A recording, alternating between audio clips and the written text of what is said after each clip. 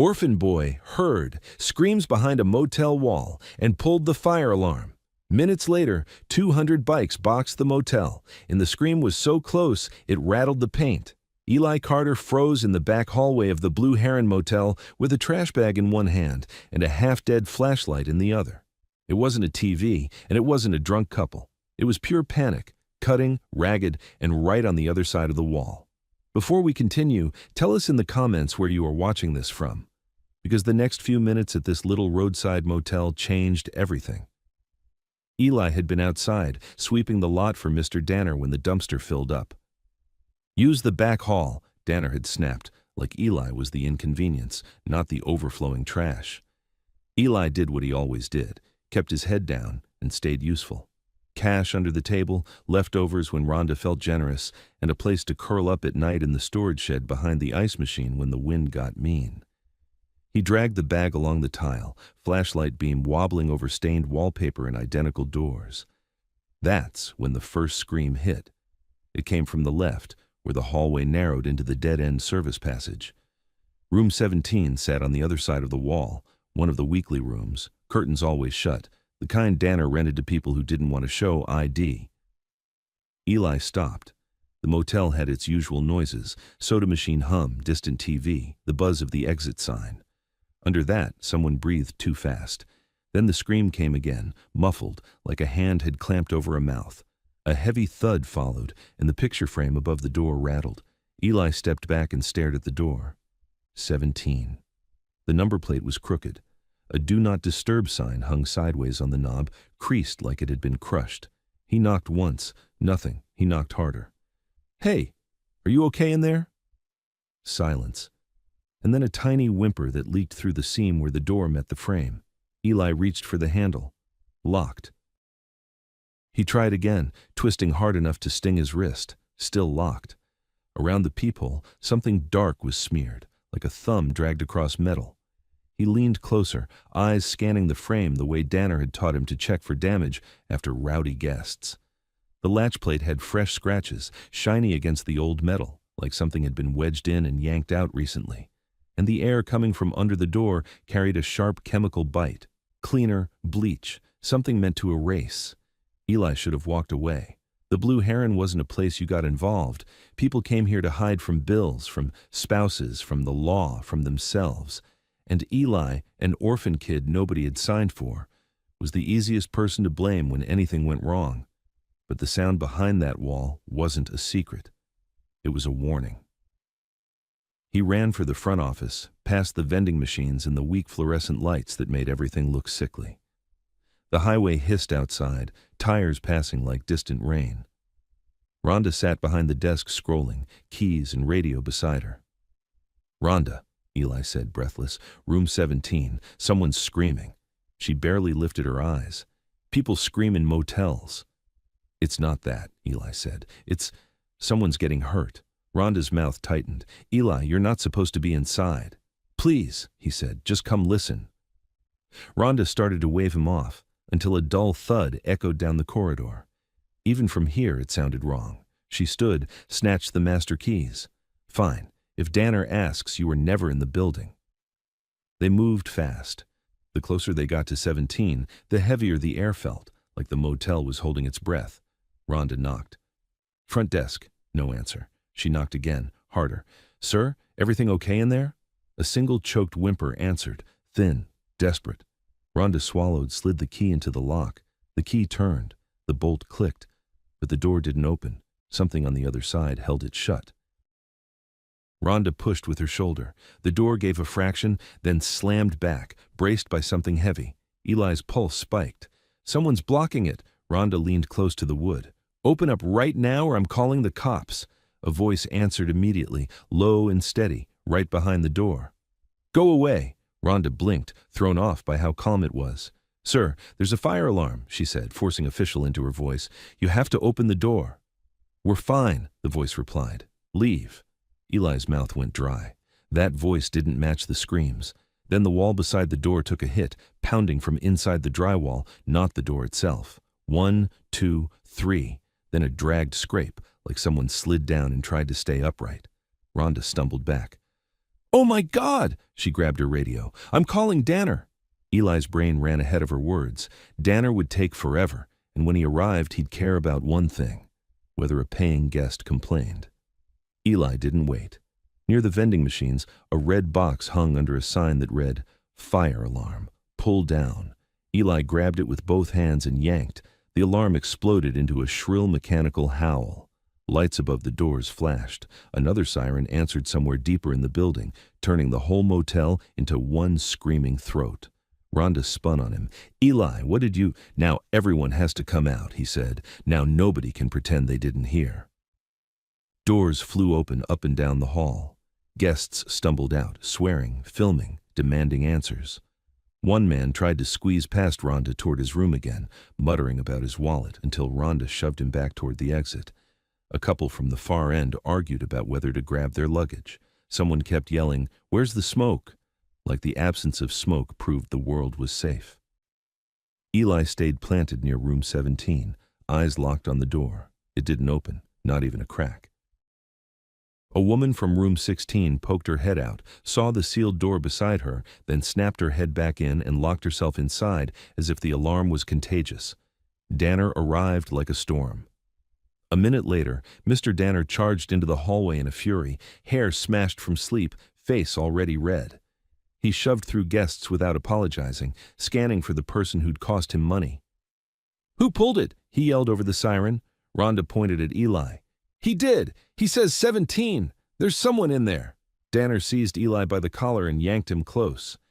"You think you get to do this in my building?" he snarled. "You want cops here? You want them asking questions?" Eli tried to speak, but the siren drowned him out. He jabbed a finger toward 17, toward the wall that had pounded like a heart. Danner followed the gesture, annoyance shifting into calculation. He stepped to the door and knocked hard. "Sir," he barked, "open up! Fire alarm!" The calm voice answered again, almost polite. "False alarm." "No such thing," Danner snapped, then forced his tone smoother as guests watched. "Open the door so we can clear it." No movement, no latch, nothing. Danner pushed with his shoulder the way Rhonda had. The door gave the tiniest amount and slammed back again, held by something heavy. Rhonda stared at him. "It's blocked," she mouthed. Danner shot her a look that said, "Shut up." Behind them, guests jammed toward the exit. Someone recorded Danner's face and laughed. Danner turned and shouted, "Everybody outside!" like it was his idea, like he was in control.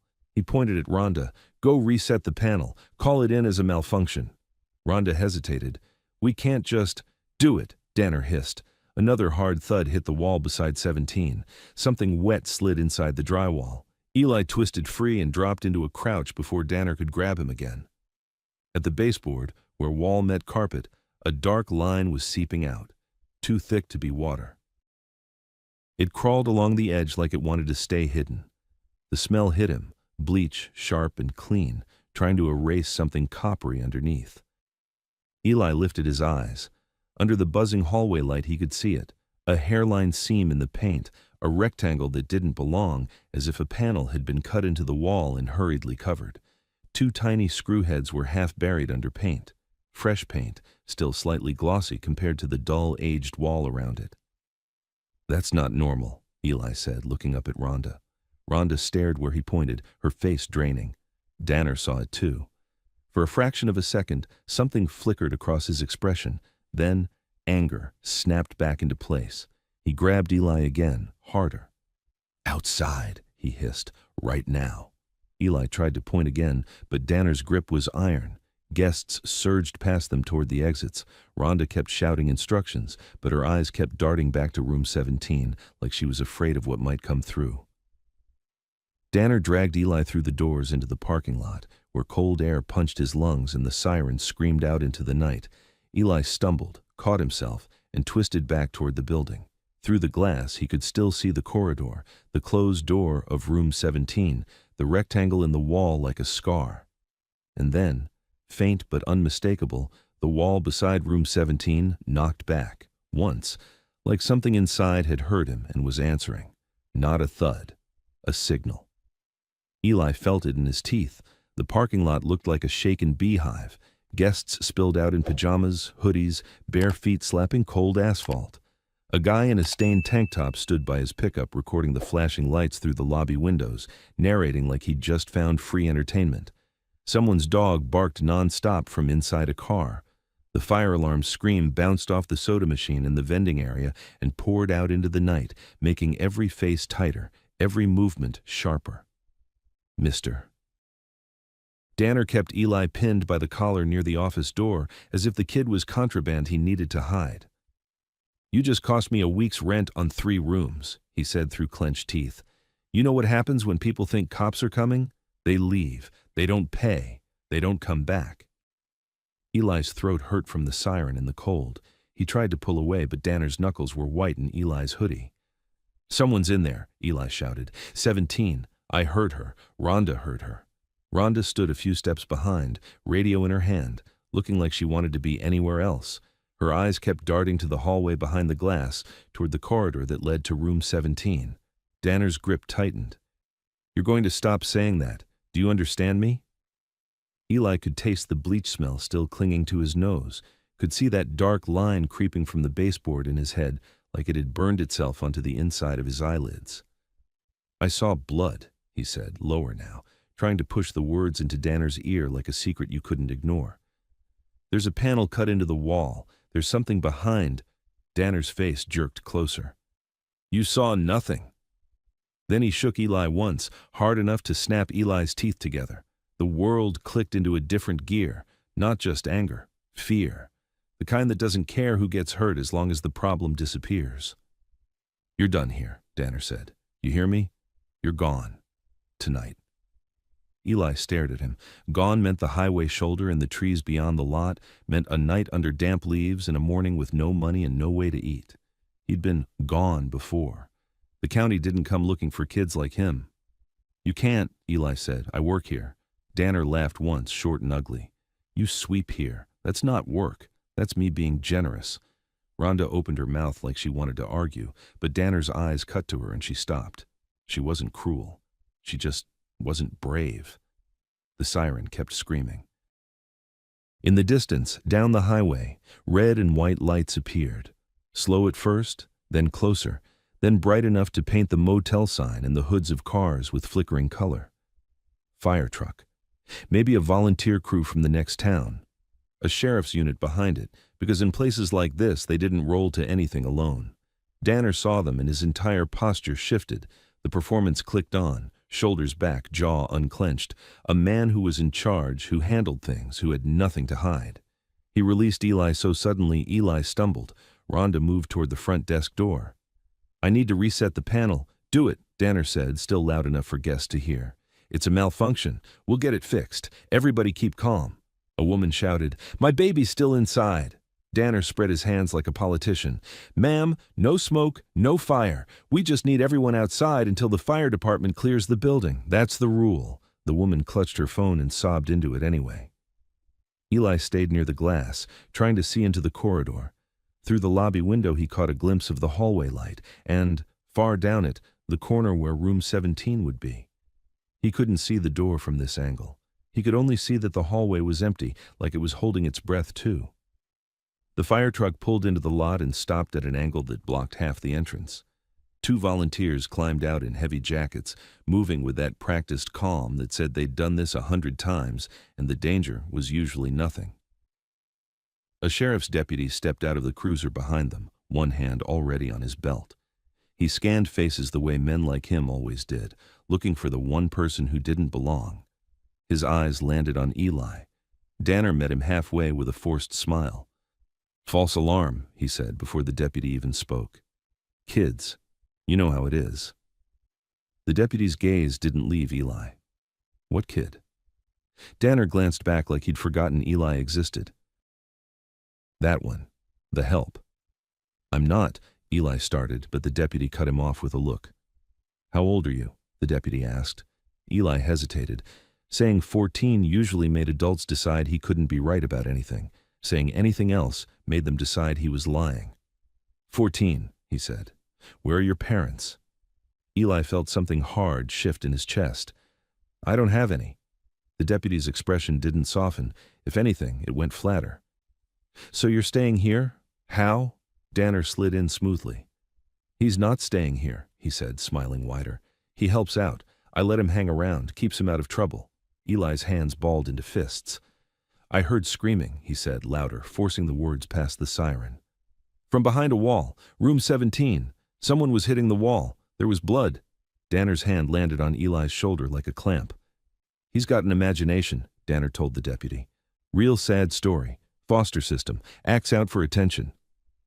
Rhonda stood in the office doorway, the alarm panel open behind her, fingers shaking. She looked between Eli and the deputy like she wanted to help, but couldn't find a safe way to do it. The deputy finally looked at Danner. "If it's a false alarm, why didn't you reset it?" "Panel's old," Danner said quickly. "Rhonda's doing it now. We evacuated like we're supposed to." One of the firefighters stepped closer. "We still got to do a sweep," he said. "Policy." "Of course," Danner said. "I'll take you. We've got a couple long-term guests, might be asleep. I'll knock." The firefighter nodded, already turning toward the lobby. Eli stepped forward, desperate. "Please," he said to the firefighter, "it's not—" Danner's fingers dug into Eli's shoulder harder, not enough to be seen as assault, enough to send a message through bone. The firefighter glanced down at Eli, then back to Danner. The decision happened in half a second. In the end, the firefighter had a building to clear and a manager who seemed calm. A kid without parents wasn't going to outrank that. "Stay outside," the firefighter told Eli, not unkindly, just final. "We'll check it." Danner steered the firefighters into the lobby like he was guiding them on a tour. Eli didn't stay outside. He moved along the edge of the crowd, keeping low, slipping behind a minivan where nobody could grab him without making a scene. He watched the lobby door, watched the firefighter disappear down the hall with Danner leading. Then he saw someone else. A man stepped out from the shadow of the side walkway near the laundry room entrance that regular guests never used. He wore a dark jacket and a cap pulled low. In one hand, he carried a small tool bag, the kind maintenance guys used, and clipped to his belt was a plastic card with a black magnetic strip. A key card. The man didn't look at the crowd. He looked at the building like he was counting doors, like he was measuring time. Eli's skin prickled. The man's posture was too calm for a fire alarm, too deliberate. The man turned his head slightly and met Eli's eyes through the chaos, through the flashing lights. Not a full stare. Just enough to let Eli know he'd been seen. Eli's stomach dropped. The man walked to the side entrance, tapped his keycard, and slipped inside without speaking to anyone. Eli tried to move toward the door, but a guest bumped him, complaining loudly about stupid alarms. And when Eli shoved past, Danner's voice roared from somewhere near the lobby. "Eli, get over here!" Eli stopped. If he ran inside now, Danner would chase him. The deputy might grab him. He'd be the problem again. He'd be the one they removed so the adults could go back to pretending. Inside the lobby, the fire alarm abruptly cut off. The sudden silence was so sharp, it made Eli's ears ring anyway. Rhonda had reset it, or someone else had. For a moment, there was nothing but the highway hiss and the murmurs of irritated guests. Then, the fire captain came back out with Danner. "We're clear," the captain announced to the crowd. "No smoke, no fire. You can go back inside." People groaned and shuffled toward their rooms, still filming, still muttering. The deputy lingered, watching the crowd thin, his eyes catching on Eli again like a hook. Danner stepped close to Eli, his smile gone now that the show was over. "I'm done with you," he said quietly. "You hear me? You made me look stupid in front of the county." "I didn't make you," Eli started. Danner leaned in. "You've got 10 minutes to grab whatever junk you keep in my shed and get off my property." Eli's throat tightened. "You're just gonna let her stay in there?" Danner's eyes flicked toward the building. Just a flick, like he didn't want to look too hard at that part of his own motel. "There is no her," Danner said. "There's nothing. And if you say another word to that deputy, I'll tell him you broke into rooms. I'll tell him you stole. You think he'll believe you over me?" Eli glanced at the deputy. The man was laughing at something one of the firefighters said. Relaxed now, the crisis over. Eli knew exactly who he would believe. Eli swallowed. "Rhonda heard it," he said. Rhonda was already gone, slipping back inside, eyes down, moving like if she hurried enough she could outrun what she knew. Danner's voice dropped even lower. "You want to be a hero? Heroes get hurt. You want to eat? You keep your head down." As Danner turned away, Eli saw the man with the keycard again. He was coming out of the side entrance now, tool bag in hand, walking like he'd just finished fixing something minor.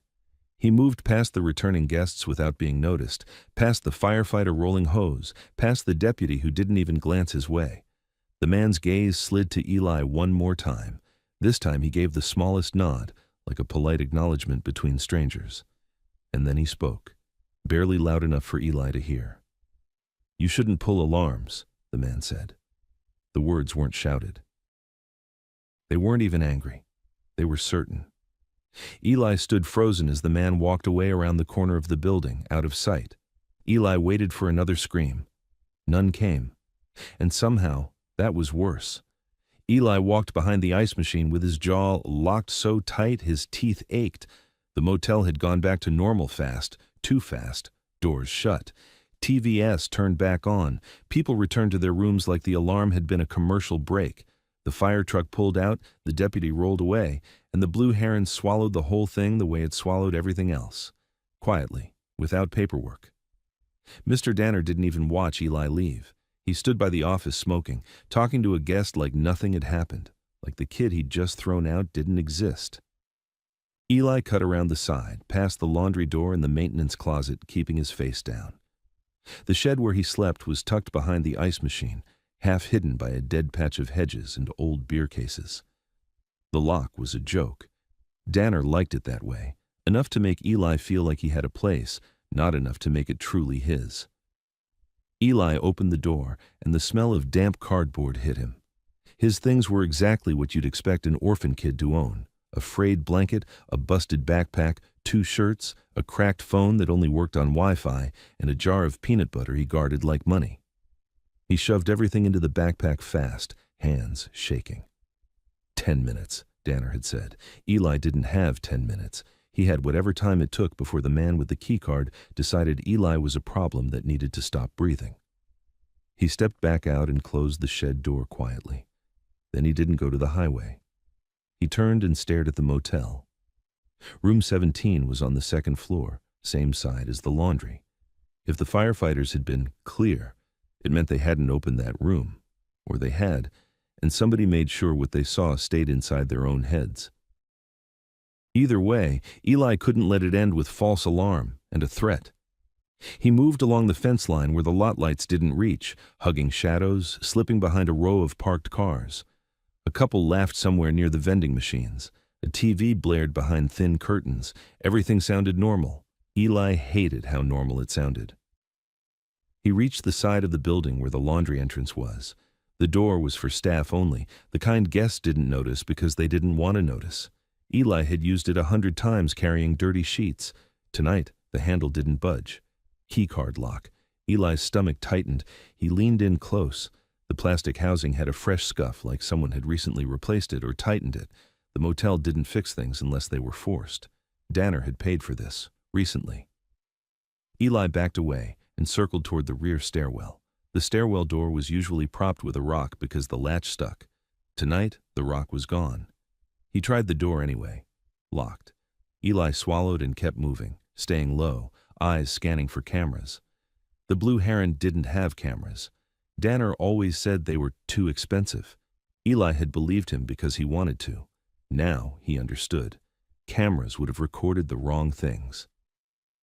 At the back corner of the building, a narrow strip of dirt ran between the motel wall and a chain-link fence. Eli squeezed into it, shoulder-scraping brick, and followed it to a warped maintenance window half hidden by bushes. It was one of those small basement windows near ground level, meant for crawl spaces and pipes. Eli had looked through it once during a storm and seen nothing but darkness and insulation. He knelt and wiped grime off the glass. The window was open a crack, not from rot, from intent. Eli held his breath and listened. No footsteps, no voices. Only the highway in the distance and the gentle thrum of the motel's central AC unit. He slid his fingers under the window frame and pulled. The pane lifted with a soft rasp. Eli stared at the gap like it was a mouth. He shoved his backpack through first, then wriggled his shoulders, ribs scraping. The smell inside was old dust and damp wood, with a faint chemical edge that didn't belong in a crawl space. Bleach again. Stronger down here. Eli dropped into darkness and landed on hard-packed dirt and stray gravel. The air was colder under the building, dense and stale. He clicked his flashlight on. The beam caught low beams and pipes, cords stapled to joists, spiderwebs trembling in the light. The crawlspace ran in a long rectangle under the first floor. Eli moved slowly, keeping his body low, trying not to stir dust that would make him cough. Above him, footsteps crossed a room. Not heavy, not running, controlled. Eli froze, light off. The steps stopped. Eli held his breath until his lungs burned. Then the steps continued, fading away. He flicked the light back on and crawled toward where he thought room 17 would be. The walls above were labeled in his head like a map: office, vending area, storage, hallway. Room 17's wall would be here, near the corridor that dead-ended into service access. He reached a section where the joists looked newer. Fresh lumber among old. Someone had reinforced the floor, or cut into it and repaired. Eli angled the flashlight upward. A rectangle of plywood sat between beams, screws clean and bright compared to everything else. Not old screws. New. His pulse jumped. He dragged closer and ran a finger along the plywood seam. It was too perfect, too recent. Whoever did this hadn't done it quietly for long-term maintenance. They'd done it fast, like patching a wound. Eli fished the cracked phone from his pocket and snapped a picture with the flashlight beam. The screen lagged, then captured it. Fresh screws, fresh plywood, fresh lies. Above him, a muffled sound, not footsteps. A soft, strangled gasp. Eli's stomach flipped. It came from somewhere ahead, higher, closer to the wall line. He killed the light again and crawled forward using touch, fingertips feeling along dirt and pipe brackets. He reached a spot where the crawl space narrowed and the air smelled wrong, sweet and chemical and human, the kind of smell that had nowhere to go. He switched the flashlight on low. There, on a pipe wrap, was a smear of dark red. Not rust, too thick, too recent. Eli stared at it until his vision narrowed. Then, above him, the wall knocked once, very faint like a knuckle tap through wood. Eli's throat tightened. That was the signal from earlier, the one he'd felt in his teeth. He shifted, aiming the beam up the wall line. A vent opening sat between studs, an access point for wiring. The metal grate was screwed in, but the screws were uneven, one slightly stripped. Someone had opened it. Eli crawled under it and listened. On the other side, a thin sound, like fabric rubbing against drywall. A shaky inhale. A person.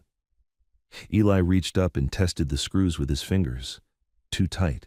He didn't have a screwdriver. He dug in his backpack, frantic and silent, fingers hitting his peanut butter jar, his blanket, then the small multi-tool he used to cut twine and open stubborn boxes. The blade was dull, but it had a flat edge. Eli wedged it under the screw head and twisted. The metal squealed softly. Eli froze, listening. No answer above. No footsteps. He twisted again. The screw turned a fraction. Another twist. Another. The grate loosened. Eli pulled it down carefully, holding it so it wouldn't clatter. A small rectangular hole opened into darkness above. The smell hit him immediately. Bleach trying to cover sweat and something worse. "Hey," Eli whispered into the opening, voice barely a thread. "Can you hear me?" A pause, then a tiny sound, like someone trying to answer but afraid. A breath caught in a throat. Eli swallowed hard. "I'm going to get you out. Don't make noise." A faint whisper came through, barely audible. "Please." Eli's eyes stung. He forced himself to stay steady. "Where are you? Are you in the wall?" Another pause. Then, They put me." A sound cut her off. Footsteps above, close. Eli's blood went cold. Not in a room, in the hallway, and moving toward this wall. Eli snapped the grate back into place as softly as he could, pressing it up with trembling hands. He forced the screw into a half-turn just to hold it, then killed the flashlight and flattened himself against the dirt. The footsteps stopped directly overhead. A keycard beep sounded, faint, muffled, but unmistakable. A door opened. Someone entered the dead-end corridor. Eli lay frozen, listening to the silence above shift. A subtle scrape. The kind made by a knee bending, a person crouching. Then another sound, metal on metal, like a screwdriver touching a screw. Eli's lungs screamed for air. He took the smallest breath possible. A voice spoke above him, low and calm. "Come on," the man murmured. "You're not supposed to be talking." Eli's fingernails dug into dirt. There was a soft, strangled noise, someone stifling a sob. Eli's body reacted before his brain could stop it. He rolled toward the nearest pipe support, searching in the dark for anything he could use as a weapon, a lever, a tool. His fingers brushed something hard, a loose piece of metal conduit, half detached. He wrapped his hand around it, and a beam of light stabbed down through a gap in the floorboard seam just ahead, cutting the crawlspace darkness like a knife. Eli froze. Above him, the man's voice shifted, no longer casual. "I know you're down there," he said. Eli didn't move. The light shifted, scanning. The beam slid over pipes, dirt, cobwebs, then paused inches from Eli's knee. Eli tightened his grip on the conduit. The man chuckled softly, like he wasn't angry, like he was amused by the idea of a kid trying to hide in the foundations of a motel. "Don't make this hard," the man said. And the floor above Eli creaked with slow, deliberate weight, like someone was stepping onto the exact spot where the plywood patch and the new screws sat, right over the hidden seam. The light stopped on Eli's knee like it had weight. He held his breath so hard his ribs shook. Above him, the man shifted his stance slowly, letting the old floorboards creak on purpose. Eli could picture him without seeing him, cap low, tool bag on the ground, calm hands working a screwdriver like he was tightening a cabinet hinge, not sealing a person into a wall. "I know you're down there," the man said again, softer now. Not a threat, a decision. Eli's fingers tightened on the loose conduit until the metal bit his palm. If you're watching this and you've ever had that moment where your brain starts listing exits like a machine, drop where you are in the comments. Because Eli had two choices, and both were bad. The flashlight beam drifted away, searching the crawl space. Eli forced himself to stay perfectly still, waiting for the second the light wasn't on him, waiting for the moment the man got confident. The beam slid across pipes, across dust, across the plywood patch with those bright new screws. It paused there. Eli felt the man above him lean down, and the air changed, like a mouth close to a keyhole. Then the screwdriver bit into wood. One of the new screws started to turn. Eli's pulse exploded. If the man pulled that patch, he could open the crawl space from above and drop down with the light right in Eli's face.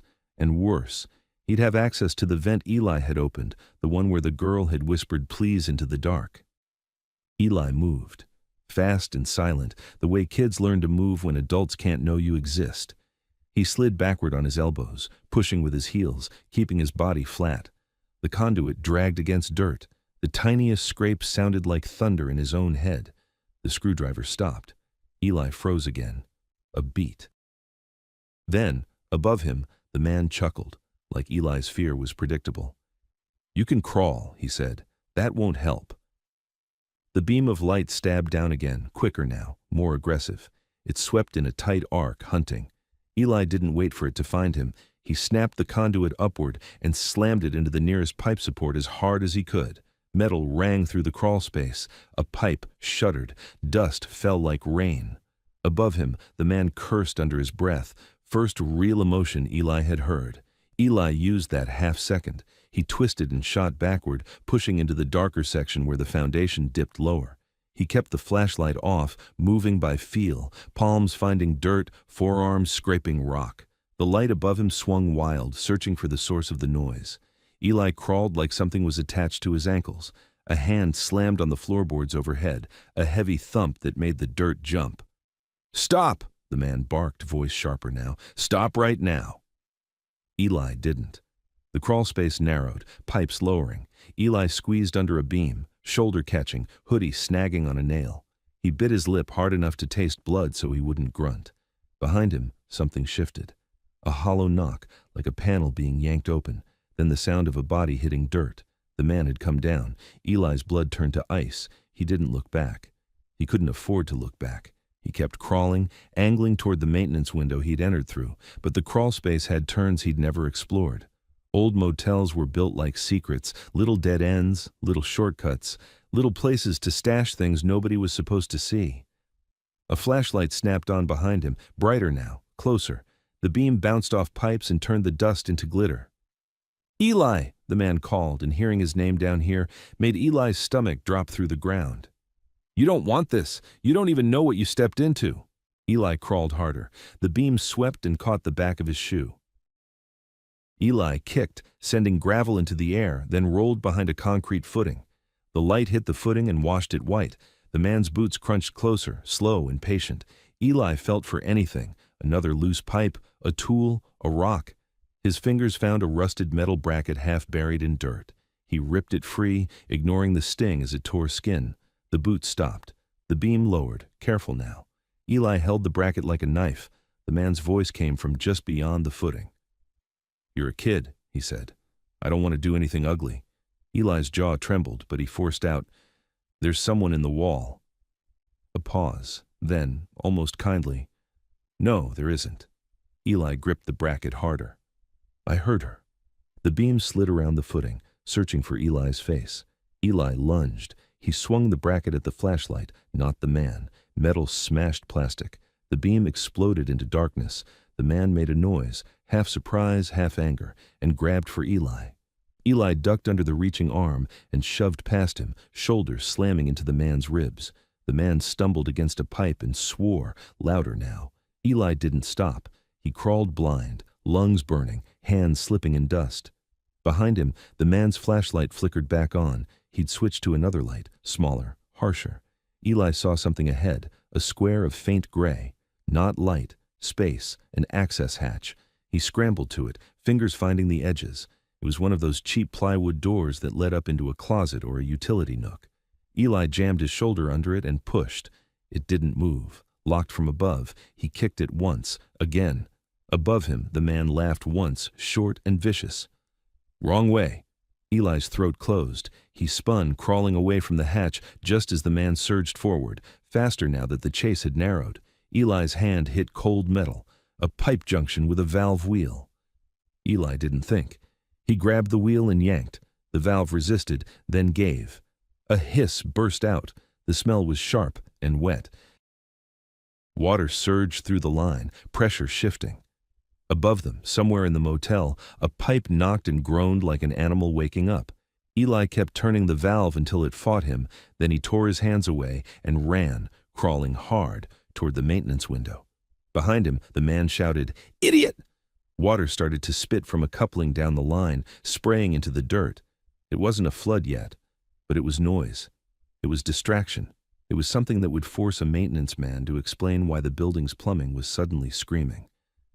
Eli found the window by touch. He shoved his backpack through first, then jammed his shoulders up and out, ribs scraping, breath tearing. Cold night air hit his face like a slap. He rolled into the bushes and lay still, listening. From inside the crawl space, the man's voice rose, controlled but furious. "Eli!" Eli crawled backward through the bushes, staying low until the motel wall blocked the window from view. Only then did he stand and run. He didn't run toward the highway. He ran along the back of the building, past the line of rooms, keeping to the darkest strip where the lot lights didn't reach. A door opened somewhere on the second floor. A male voice snapped, "What the hell, my sink?" Water. The valve had done something. Good. Eli cut toward the laundry entrance because it was the only place he could disappear into the building again without crossing the open lot where Danner might see him. The keycard lock was there, but so was the old delivery door beside it, the one with the warped frame. He tried it. It opened. Eli slipped inside and pulled it shut without a click, standing in a narrow service corridor that smelled like detergent and hot dust. The fluorescent light overhead flickered like it wanted to die. Washing machines rumbled behind a door, the motel's guts. He moved fast, barefoot quiet in his worn sneakers, following the hallway toward the main corridor that led to room 17. He had to get back. He had to mark the exact spot. He had to do something before that man sealed the girl deeper, moved her, erased her. Eli rounded the corner and stopped so hard his breath caught. Mr. Danner stood in the corridor near the linen cart, talking to someone. Not Rhonda. The man with the key card, cap still low, tool bag now slung over his shoulder, face calm again, like the crawl space hadn't happened, like he hadn't just dropped into dirt to hunt a kid. Danner's voice was tight. "You said it was handled." "It is," the man replied. "It's always handled." Danner glanced toward the hallway Eli had come from, and Eli felt his whole body go cold. If Danner saw him here, it was over. If the man saw him, worse. Eli ducked back into the laundry room, pressed into the shadow between two industrial dryers. Heat rolled off the machines, damp and heavy. His heart hammered so hard, he thought the metal panels would vibrate and give him away. Through the cracked door, he heard Danner. The kid pulled the alarm. Sheriff was here. The man's tone didn't change. Kids do stupid things. This kid does more than stupid, Danner snapped. He listens. He watches. A pause. Then, very quietly, "I saw him." Eli's mouth went dry. Danner said, "Then fix it." A longer pause. Eli pictured the man's eyes in the crawl space, the way the light had pinned him. "I will," the man said. Bootsteps moved toward the laundry door. Eli's muscles locked. He looked around wildly. 2 machines, a rolling cart, a pile of folded sheets on a table, a narrow closet with a mop bucket, and above the dryers, an open vent space where the ductwork ran toward the ceiling. Eli grabbed the edge of the folding table, climbed without thinking, and hauled himself onto the top of a dryer. Hot metal burned through his jeans. He hissed silently and forced himself up, fingers finding the duct ledge. The laundry door opened. The man stepped in. Eli held still on top of the dryer, flattened against the wall, his body hidden by a jut of ductwork and shadow. The man stood there a moment, listening. Eli could see the edge of his cap, the curve of his cheek, the slow way he turned his head. Then he stepped deeper into the laundry room, boots heavy, eyes scanning. Eli's fingers cramped around the duct edge. He could drop onto the man. He could swing the metal bracket. He could... No, that was fantasy. That was how you got killed in a laundry room. The man moved to the folding table, looked at the still warm laundry pile, and frowned. He reached down and lifted a sheet. Eli's cracked phone slipped in his pocket with the smallest plastic tap. The man's head snapped up. Eli didn't wait. He launched himself off the dryer, hit the floor hard, and sprinted through the laundry room door and into the service corridor. Behind him, the man's voice cut through the noise. "Eli!" Eli ran blind, turning corners, banging a shoulder into a wall, not caring about pain, only distance. He burst through the delivery door and out into the night. The lot lights made the world too bright. Eli swung left, aiming for the darkest edge, only to stop when he saw the motorcycle. It wasn't parked like a guest's bike. It sat angled for a fast exit, engine off but ready, like an animal crouched. A woman leaned against it with her arms folded, helmet hooked on the handlebar. Leather jacket, boots. Calm posture like the motel didn't matter to her one bit. Her eyes were on the building, on the laundry door Eli had just exploded out of. Eli stumbled, trying to change direction. "You're the kid," the woman said, not asking. Eli froze. She nodded once toward the building. "Room 17?" she said. "Or is it 18 tonight?" Eli stared at her, chest heaving. That question wasn't a guess, it was a test. "How do you—" Eli started. The laundry door behind him banged open. The man with the keycard stepped out, scanning the lot fast, eyes hunting. The biker woman didn't move. She just watched him like she was taking his picture with her brain. Eli whispered, "He's not maintenance." The woman's mouth twitched, almost a smile, but not friendly. "No," she said. "He's the reason I'm here." Her hand slid into her jacket. Not for a weapon. Eli realized it was a phone. She looked at Eli again, voice low and exact. "Are you sure you heard a woman?" she asked. "Not a fight? Not a TV? A woman?" Eli swallowed, eyes burning. "She begged me," he said, "from inside the wall." That was all it took. The woman lifted the phone and tapped once, twice, like she'd been waiting for the right word to unlock a whole different world. Then she brought it to her ear and said, "It's confirmed." The man with the keycard started walking toward them, fast now, his calm slipping. The woman didn't look at him. She kept her gaze on Eli. "Get behind my bike," she said. Eli took one step, and the first distant engine note rolled off the highway like thunder, low and heavy, multiplying fast. The sound didn't arrive like a single engine. It arrived like weather. A low note rolled off the highway, then another, then a dozen more stacking on top of each other, until the air itself seemed to vibrate. Eli stood half-crouched behind the woman's bike. staring past the motel sign toward the dark ribbon of road, and the noise kept growing until it stopped feeling like vehicles and started feeling like something large and living moving toward them. The man with the keycard took one more step into the lot, eyes locked on Eli. Then he heard it too. His face didn't change much, but his shoulders tightened, the way a person tenses when plans shift. He flicked his gaze to the highway, then back to Eli and the woman. He was measuring distance, timing, whether he could finish something before whatever was coming got here. The woman didn't flinch. She stayed leaning on her bike like she owned the night, phone still at her ear. "It's confirmed," she said again, quieter now. "He's outside. Kid's with me." A voice crackled faintly through the speaker, too low for Eli to catch words. The woman answered with 3 clipped pieces of information. "Blue Heron, South Side, laundry door. He's here." She ended the call and finally looked straight at the man with the key card. He stopped walking. They stared at each other across 15 yards of asphalt lit by sickly yellow lot lights. Around them, the motel went on pretending. Curtains twitched. A couple laughed somewhere near the vending machines. Someone shut a car door. Eli could hear his own breathing loud in his ears. The man's hand drifted toward his jacket pocket. The woman's voice stayed calm. "Don't," she said. The man smiled slightly, like he'd just been told a joke he didn't like. "You're lost," he said, voice easy. "This is private property." "I know exactly where I am," she replied, "and so do you." The rumble doubled. Headlights appeared at the far end of the access road. 1 pair, then 3, then 10, their beams bouncing over the uneven pavement. They didn't slow like guests looking for a room. They came in tight formation. The first bikes turned into the lot and spread like a practice drill.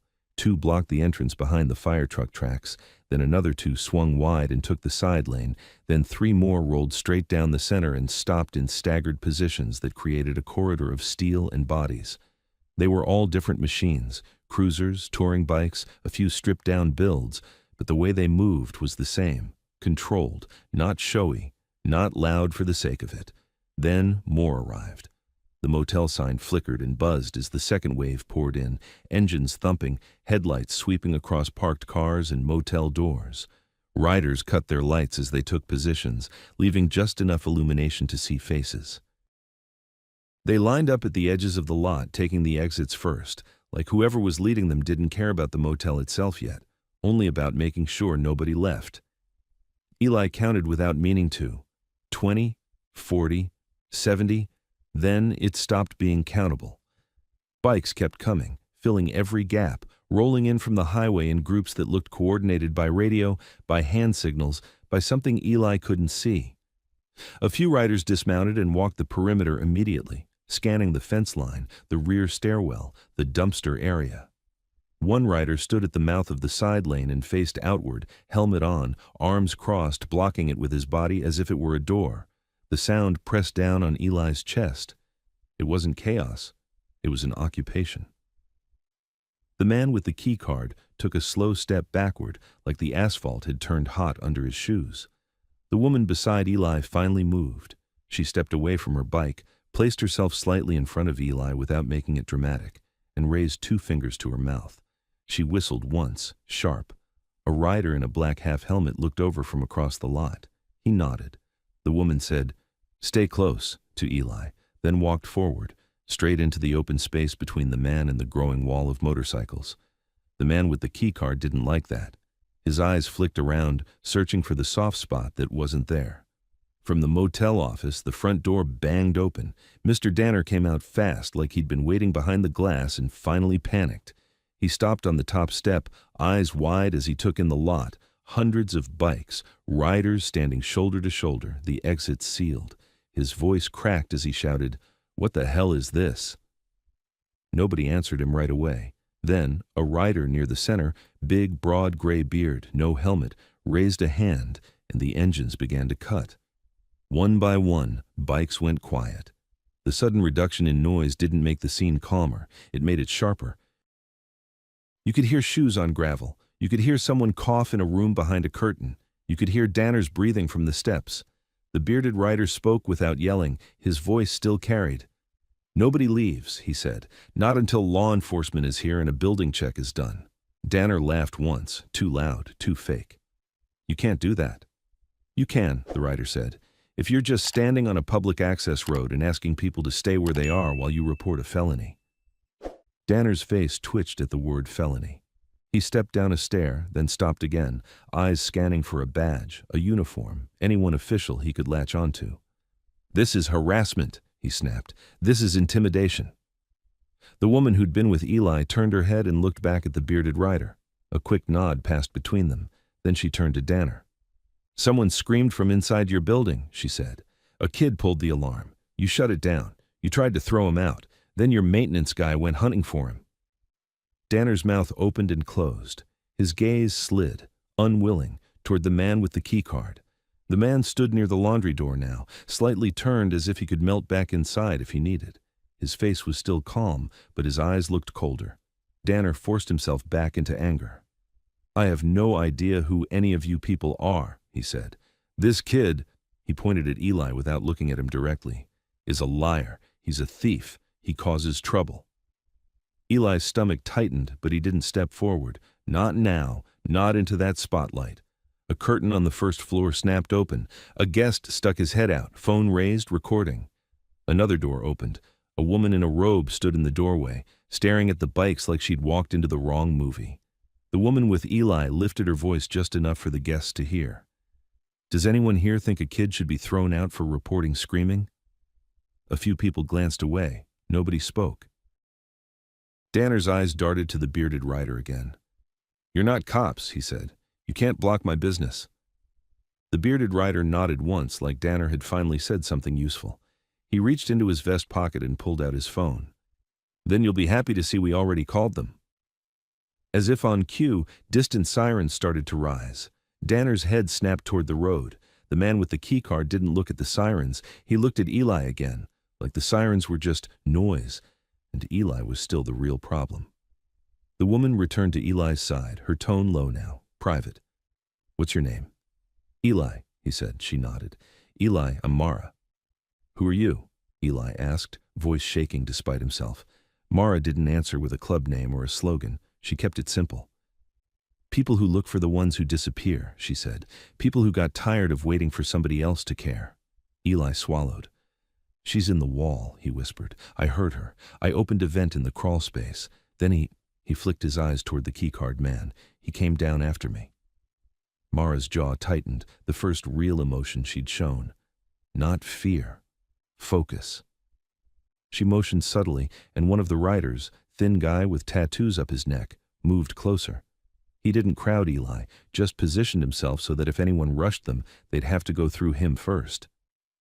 Mara spoke again, louder, addressing the bearded rider. He confirms a female victim behind a wall near room 17, she said. Crawl space access and fresh patchwork. That did something to the line of bikers. Heads turned, bodies shifted, the mood hardened. Danner heard it too. His face paled, then flushed. That's insane, he barked. There's no... A sharp cry cut him off. It came from upstairs. A door on the second-floor walkway flew open. A man stumbled out, shirt half-buttoned, yelling toward the office. My bathroom's flooding. Water's coming up. What the hell's going on? More doors opened. Someone shouted from another room, My sink's spitting air. A pipe somewhere in the building knocked like a hammer. Danner flinched, like the building itself had betrayed him. Mara looked at Eli, understanding flickering in her eyes. You did something. Eli didn't deny it. I turned a valve, he said, in the crawl space. Mara's lips pressed into a thin line. Good, she said. That forces movement. Because it did. Eli could see it happen. The man with the keycard shifted his weight, eyes scanning the second-floor walkway where guests were now leaning over railings, shouting, confused, distracted. The distraction made it easier to move someone, harder to track. The keycard man turned slightly toward the laundry door. Mara saw it. She lifted her hand. Two bikes that had been idling near the side lane rolled forward silently, blocking the laundry entrance like a gate closing. The riders didn't rev. They didn't threaten. They just stopped in the exact place a person would need to pass. The keycard man stopped too. For the first time, his calm cracked at the edges. He stepped toward the bikes, expression polite but eyes hard. Excuse me, he said. I need to get to work. Plumbing issue. One rider tilted his head as if listening to the words, then said, "No." The simplicity of it hit like a slap. The keycard man smiled again, thinner. "You don't want to do this." The rider stared back. "You don't want to do this." Sirens got louder. Red and blue lights started to wash across the motel sign and the chrome of the bikes. A sheriff's SUV turned into the lot hard, tires crunching gravel, followed by another, then a county cruiser. They braked near the entrance and stopped short when they realized the entrance was no longer an entrance. Deputies stepped out fast, hands on belts, eyes widening at the scale of what they'd driven into. One of them lifted a megaphone. Mara leaned closer to Eli and said, "Whatever happens next, you don't talk to Danner. You talk to me or you talk to the deputy with the clean hands." "How do you know?" Eli started. Mara didn't answer. She was watching the deputies, watching how they looked at the bikes, watching who seemed annoyed and who seemed cautious, watching who scanned the building instead of the riders. The megaphone crackled. "Everyone remain calm. This is the county sheriff's office. What's going on here?" The bearded rider stepped forward into the open lane between the cruisers and the wall of bikes. He held his hands visible. No sudden moves, no drama. He spoke loud enough without the megaphone. "We're reporting a kidnapping and unlawful confinement," he said. "Possible trafficking. We have a witness. We have a specific room and wall section. We're requesting immediate entry and search." Danner exploded off the steps, voice high. "That's a lie. You can't just, this is my property." A deputy pointed at Danner. "Sir, step back." Danner hesitated, then obeyed half a step like obedience was poison. The man with the keycard didn't speak. He stood near the laundry door, shoulders loose, eyes down, like a man who suddenly understood he wasn't in control of the room anymore. Eli watched him carefully. The keycard man's hand moved again, small, deliberate, toward his pocket. Mara saw it at the same time. She shifted her stance 1 foot forward and said quietly, "Eli, behind me.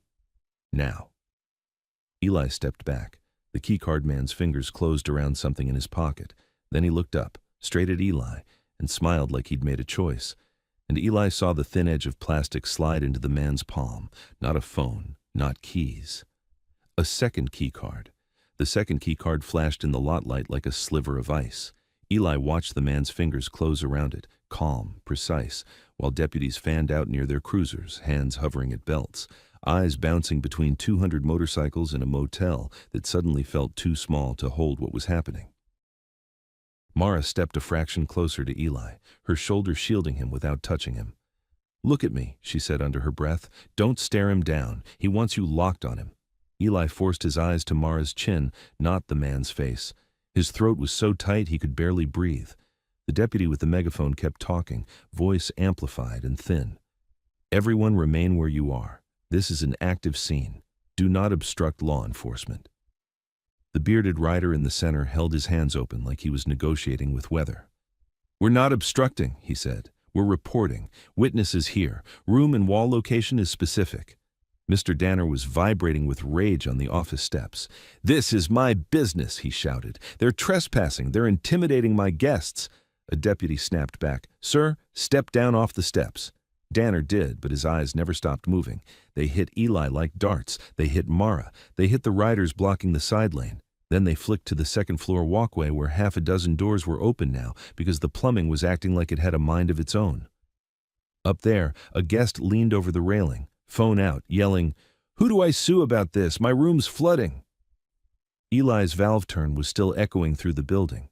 Mara's gaze didn't leave the keycard man. "He's going to move," she murmured. "He's deciding if he can still finish." The keycard man smiled at nobody in particular, and Eli understood what that smile was.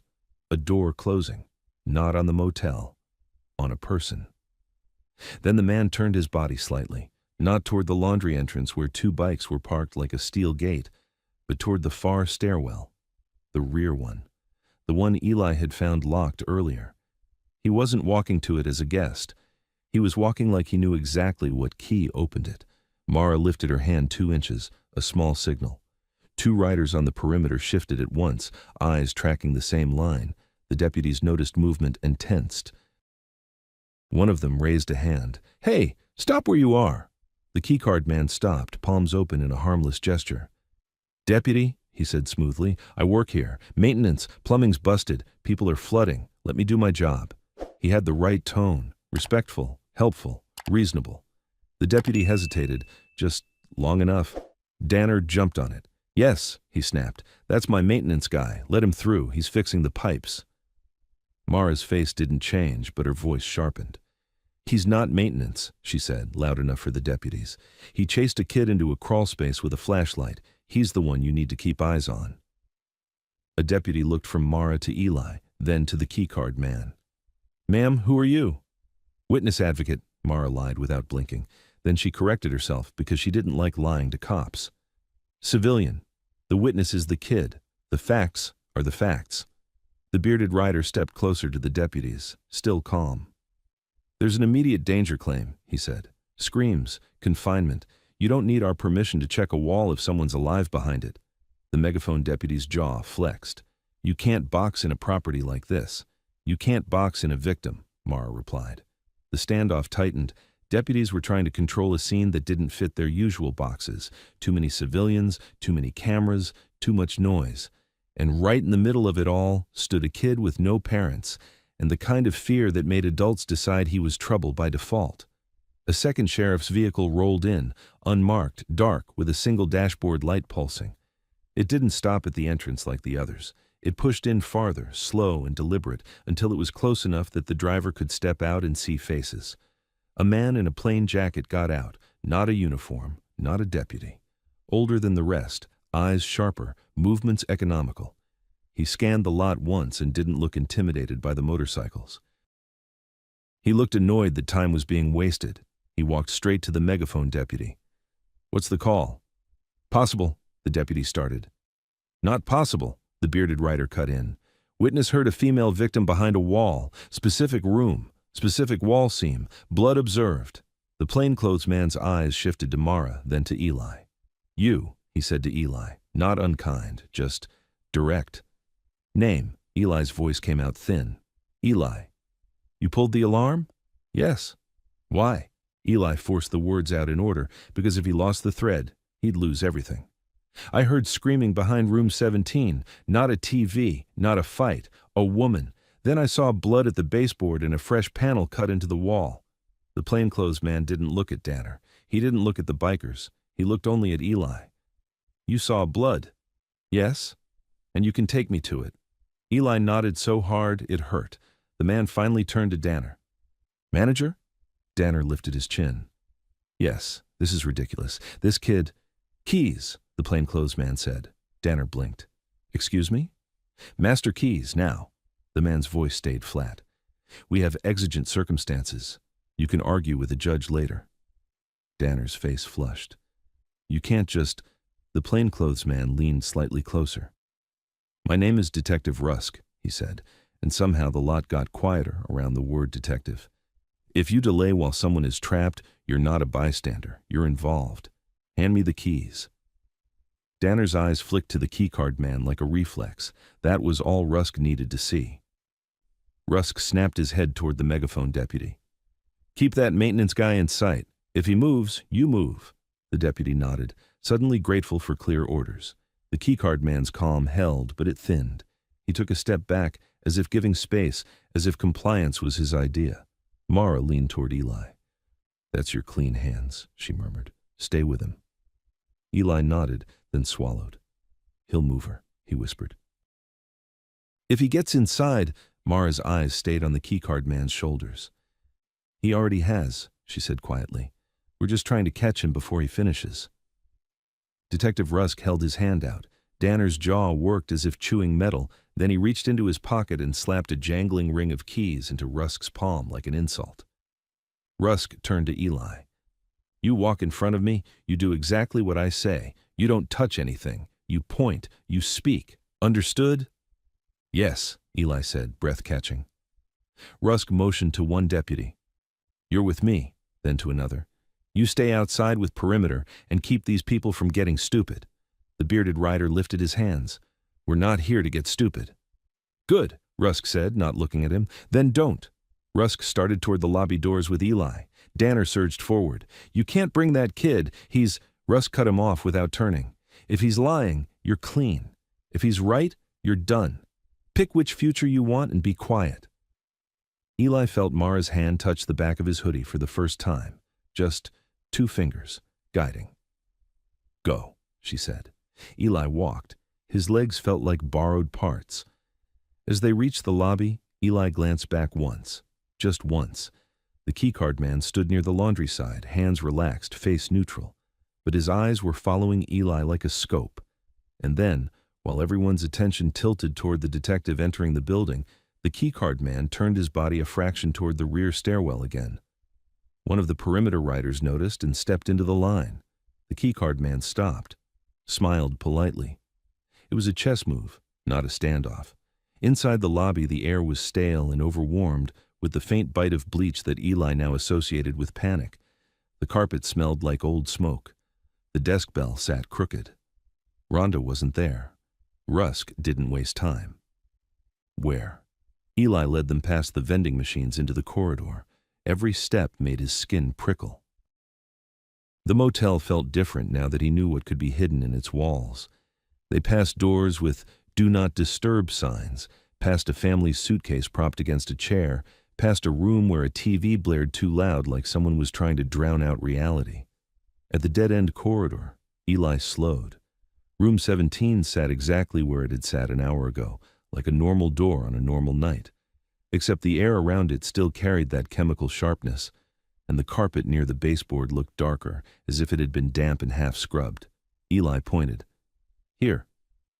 Rusk stepped closer, crouched, and ran 2 fingers along the baseboard seam. He lifted his fingers. Dark red. Not paint. Not rust. Rusk's eyes hardened. He looked up at the door. Is it still blocked? Eli nodded. It was. Rusk tried the handle. Locked.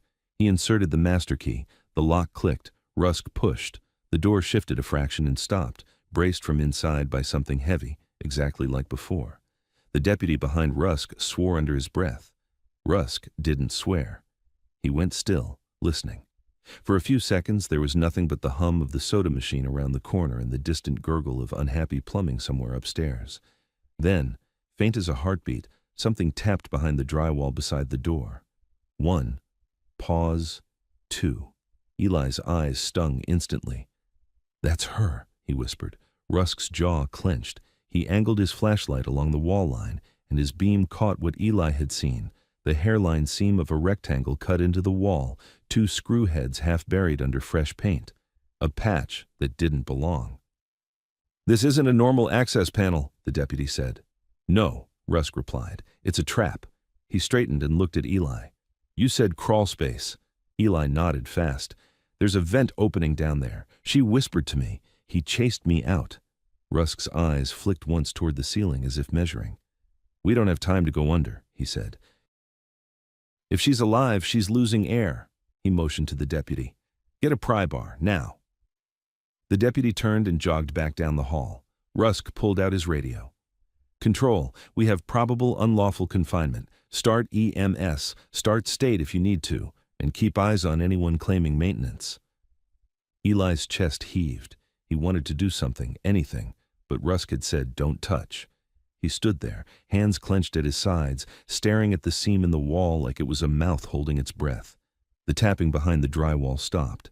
Then a whisper came through, so soft Eli wasn't sure it was real at first. Help! Rusk's eyes locked on the panel. Ma'am, he said, voice steady and loud enough to carry through insulation. You're not alone. We're opening the wall. Stay with me. A faint sob answered.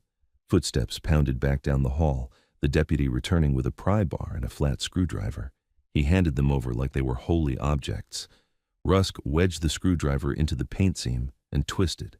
The drywall flexed, the seam widened by a hair. Cold air leaked out, carrying bleach and sweat and something metallic underneath. Rusk slid the pry bar in and leaned his weight. The panel creaked. Eli held his breath as the rectangle of wall began to lift, millimeter by millimeter, like a door that had never been meant to open. And from the darkness behind it, a trembling hand reached out and found the edge. The panel finally gave with a sound like a rib cracking. Detective Rusk leaned harder on the pry bar, and the rectangle of drywall popped free. Dust and paint flakes fell onto the carpet. Cold, stale air spilled out of the cavity, bleach trying to drown out the human smell underneath. A hand came through first, pale, shaking, fingers bruised at the knuckles like she'd been pounding for hours. Russ caught her wrist gently, careful not to yank. "Ma'am, I've got you," he said. "Don't fight the opening." "Let us do it." Eli stayed frozen, eyes locked on that hand, because it proved he hadn't imagined any of it. It proved the motel had been lying with a straight face. The deputy widened the opening, peeling drywall away in jagged chunks. Behind it was not insulation like it should have been. It was a second surface, thin plywood screwed to studs, seams taped, soundproof foam wedged tight around it. Someone had built a box inside the wall. Rusk's face hardened. "That's deliberate," he said. He braced his shoulder against the plywood and shoved. The wood resisted, then shifted a fraction. A latch clicked from inside, weak, like it had been rigged for someone else to open, but not from the outside. "Help," the voice whispered again, closer now, and then the plywood swung inward just enough for Eli to see an eye in the dark, wide, bloodshot, blinking like it couldn't believe light existed. Eli's throat tightened. "It's okay," he said too fast. "It's okay. We're here." Rusk shot him a quick look. "Stay calm, stay quiet," then addressed the girl. "I'm opening it. Keep your hands where I can see them." The plywood gave another inch. The deputy wedged the pry bar and forced it wider. The space inside was barely bigger than a closet. Foam panels lined the studs. A small vent pipe ran up and out, thin, meant to keep someone alive, not comfortable. A blanket lay crumpled in the corner, and beside it a plastic bottle with a straw taped to it, like whoever built this knew exactly how long a person could last without water. The girl crawled forward on her elbows because her legs didn't seem to work right. Her hair was matted. A strip of duct tape hung torn from her wrist. Her cheeks were hollow, eyes too big for her face. Rusk reached in and slid his arms under her carefully. "Easy," he said. "You're safe. We're getting you out." She flinched at the word safe like it was a trap. Eli saw the detail that made him feel sick. A zip tie looped around a stud inside the cavity, and on the floor beneath it, a few short strands of hair, like someone had been pulled hard enough to leave pieces behind. The deputy helped Rusk lift the girl out. She sagged against Rusk's chest, trembling, her lips moving with soundless words. Then her gaze flicked past Rusk, past Eli, toward the corridor behind them. "Don't let him," she rasped. "Don't let him touch me." Rusk turned his head slightly. "Who?" She tried to point, but her hand shook too much. Her eyes filled with tears. "The one with the keys," she whispered. "He comes when it's quiet." Eli's stomach dropped. "The keycard man." Rusk didn't ask more in the hallway. He glanced at the deputy. "Get her to the lobby. EMS is coming. Nobody else touches her." The deputy nodded, suddenly gentler, and took the girl with both arms like she was fragile glass. She clutched his sleeve with desperate fingers. Eli stepped aside to let them pass, and the girl's eyes locked on him for a second. Not gratitude, recognition, like she'd heard his voice in the dark and hadn't known if it was real. "Thank you," she breathed, barely there. Eli's chest cracked open around the word. Rusk stayed by the opening, flashlight cutting into the cavity. "This isn't the only thing in here," he said. He leaned in and swept the beam across the floor and the stud space. Foam, tape, a second bottle, a small plastic baggie tucked behind the blanket. Rusk reached in with 2 fingers and pulled it out. Inside were pills, white and chalky, some crushed into powder. A strip of blister packaging with half the tablets missing. "Sedatives," the deputy murmured, seeing it. Rusk handed it to him without looking away from the hole. "Bag it." More things appeared as Rusk searched.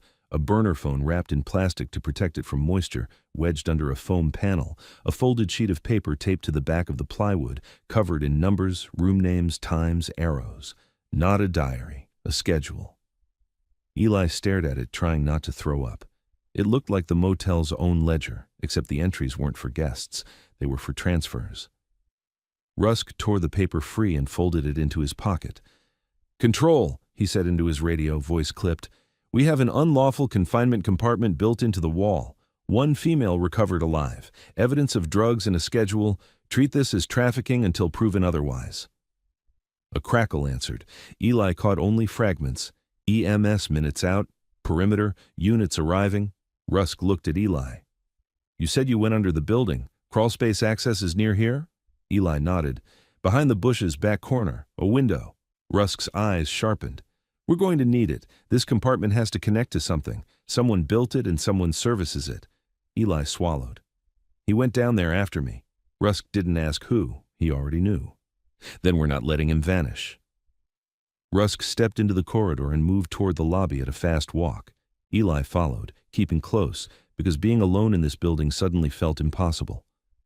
As they reached the lobby, the noise from outside hit them, voices raised, boots on gravel, a megaphone calling for calm. Through the glass doors, red and blue lights washed across a wall of motorcycles and the dark shapes of riders standing like a fence. Rhonda stood behind the desk now, face gray, hands shaking so hard she couldn't hold her phone steady. When she saw the girl in the deputy's arms, her mouth fell open. She made a broken sound like she'd been punched. Jesus, she whispered. The girl clung tighter, eyes darting, breath quickening like she expected someone to snatch her back. Rusk didn't slow. He pushed through the front doors with Eli at his shoulder. Cold air slapped Eli's face. The lot was brighter now with all the emergency lights, but the mood had turned darker, tighter. Deputies were trying to create space, pushing guests back toward the building, ordering riders to step away from the entrance. The riders didn't move much. They didn't need to. They were already where they wanted to be. Mara spotted Eli instantly. Her eyes flicked to Rusk, then to Eli, and then to the girl being carried toward the waiting ambulance lights pulling into the access road. Rusk lifted his voice. "We have a live victim," he announced, loud enough to cut through everything. The effect was immediate. Guests went silent.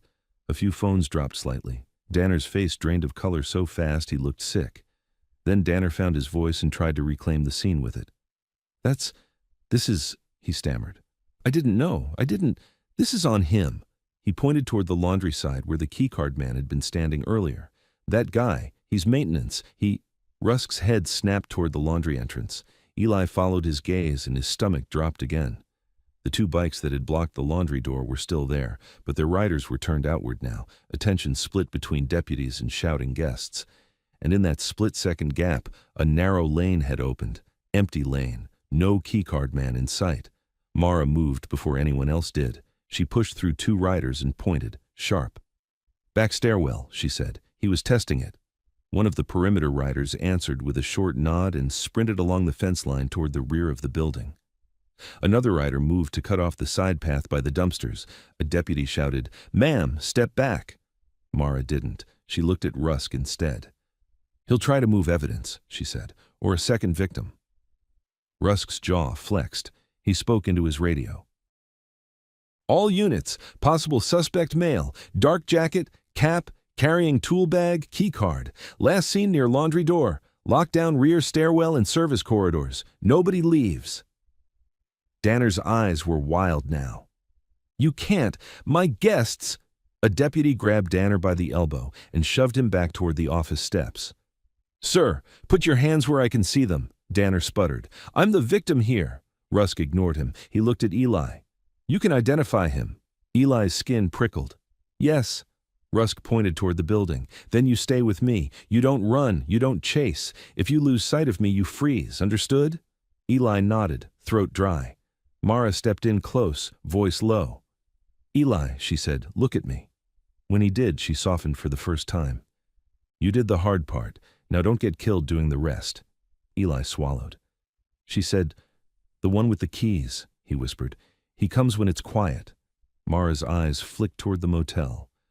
"Then we make it loud," she said.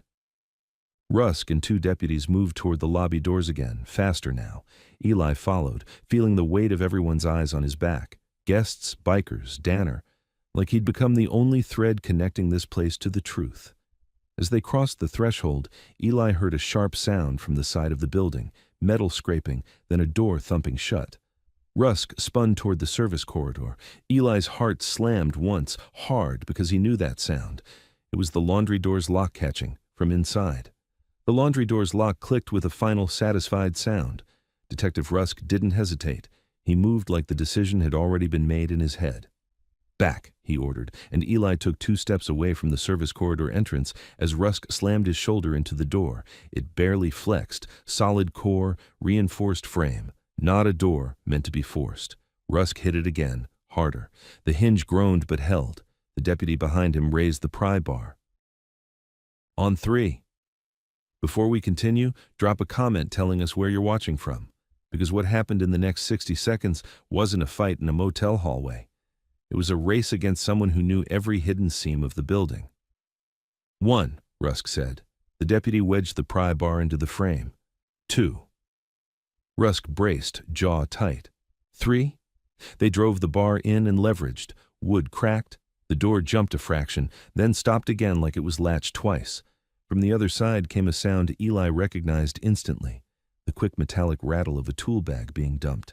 Something heavy hit the floor. Then a sharp scrape, like furniture being dragged into place. "He's barricading," the deputy muttered. Rusk put his radio to his mouth. "Control, suspect has locked himself into service corridor via laundry access. We're forcing. Start another unit to rear stairwell, now." The radio answered with overlapping voices. Units moving. Perimeter. EMS staging. Too much noise, too many directions. Rusk turned his head and looked at Eli. "Other way in," he said, not a question.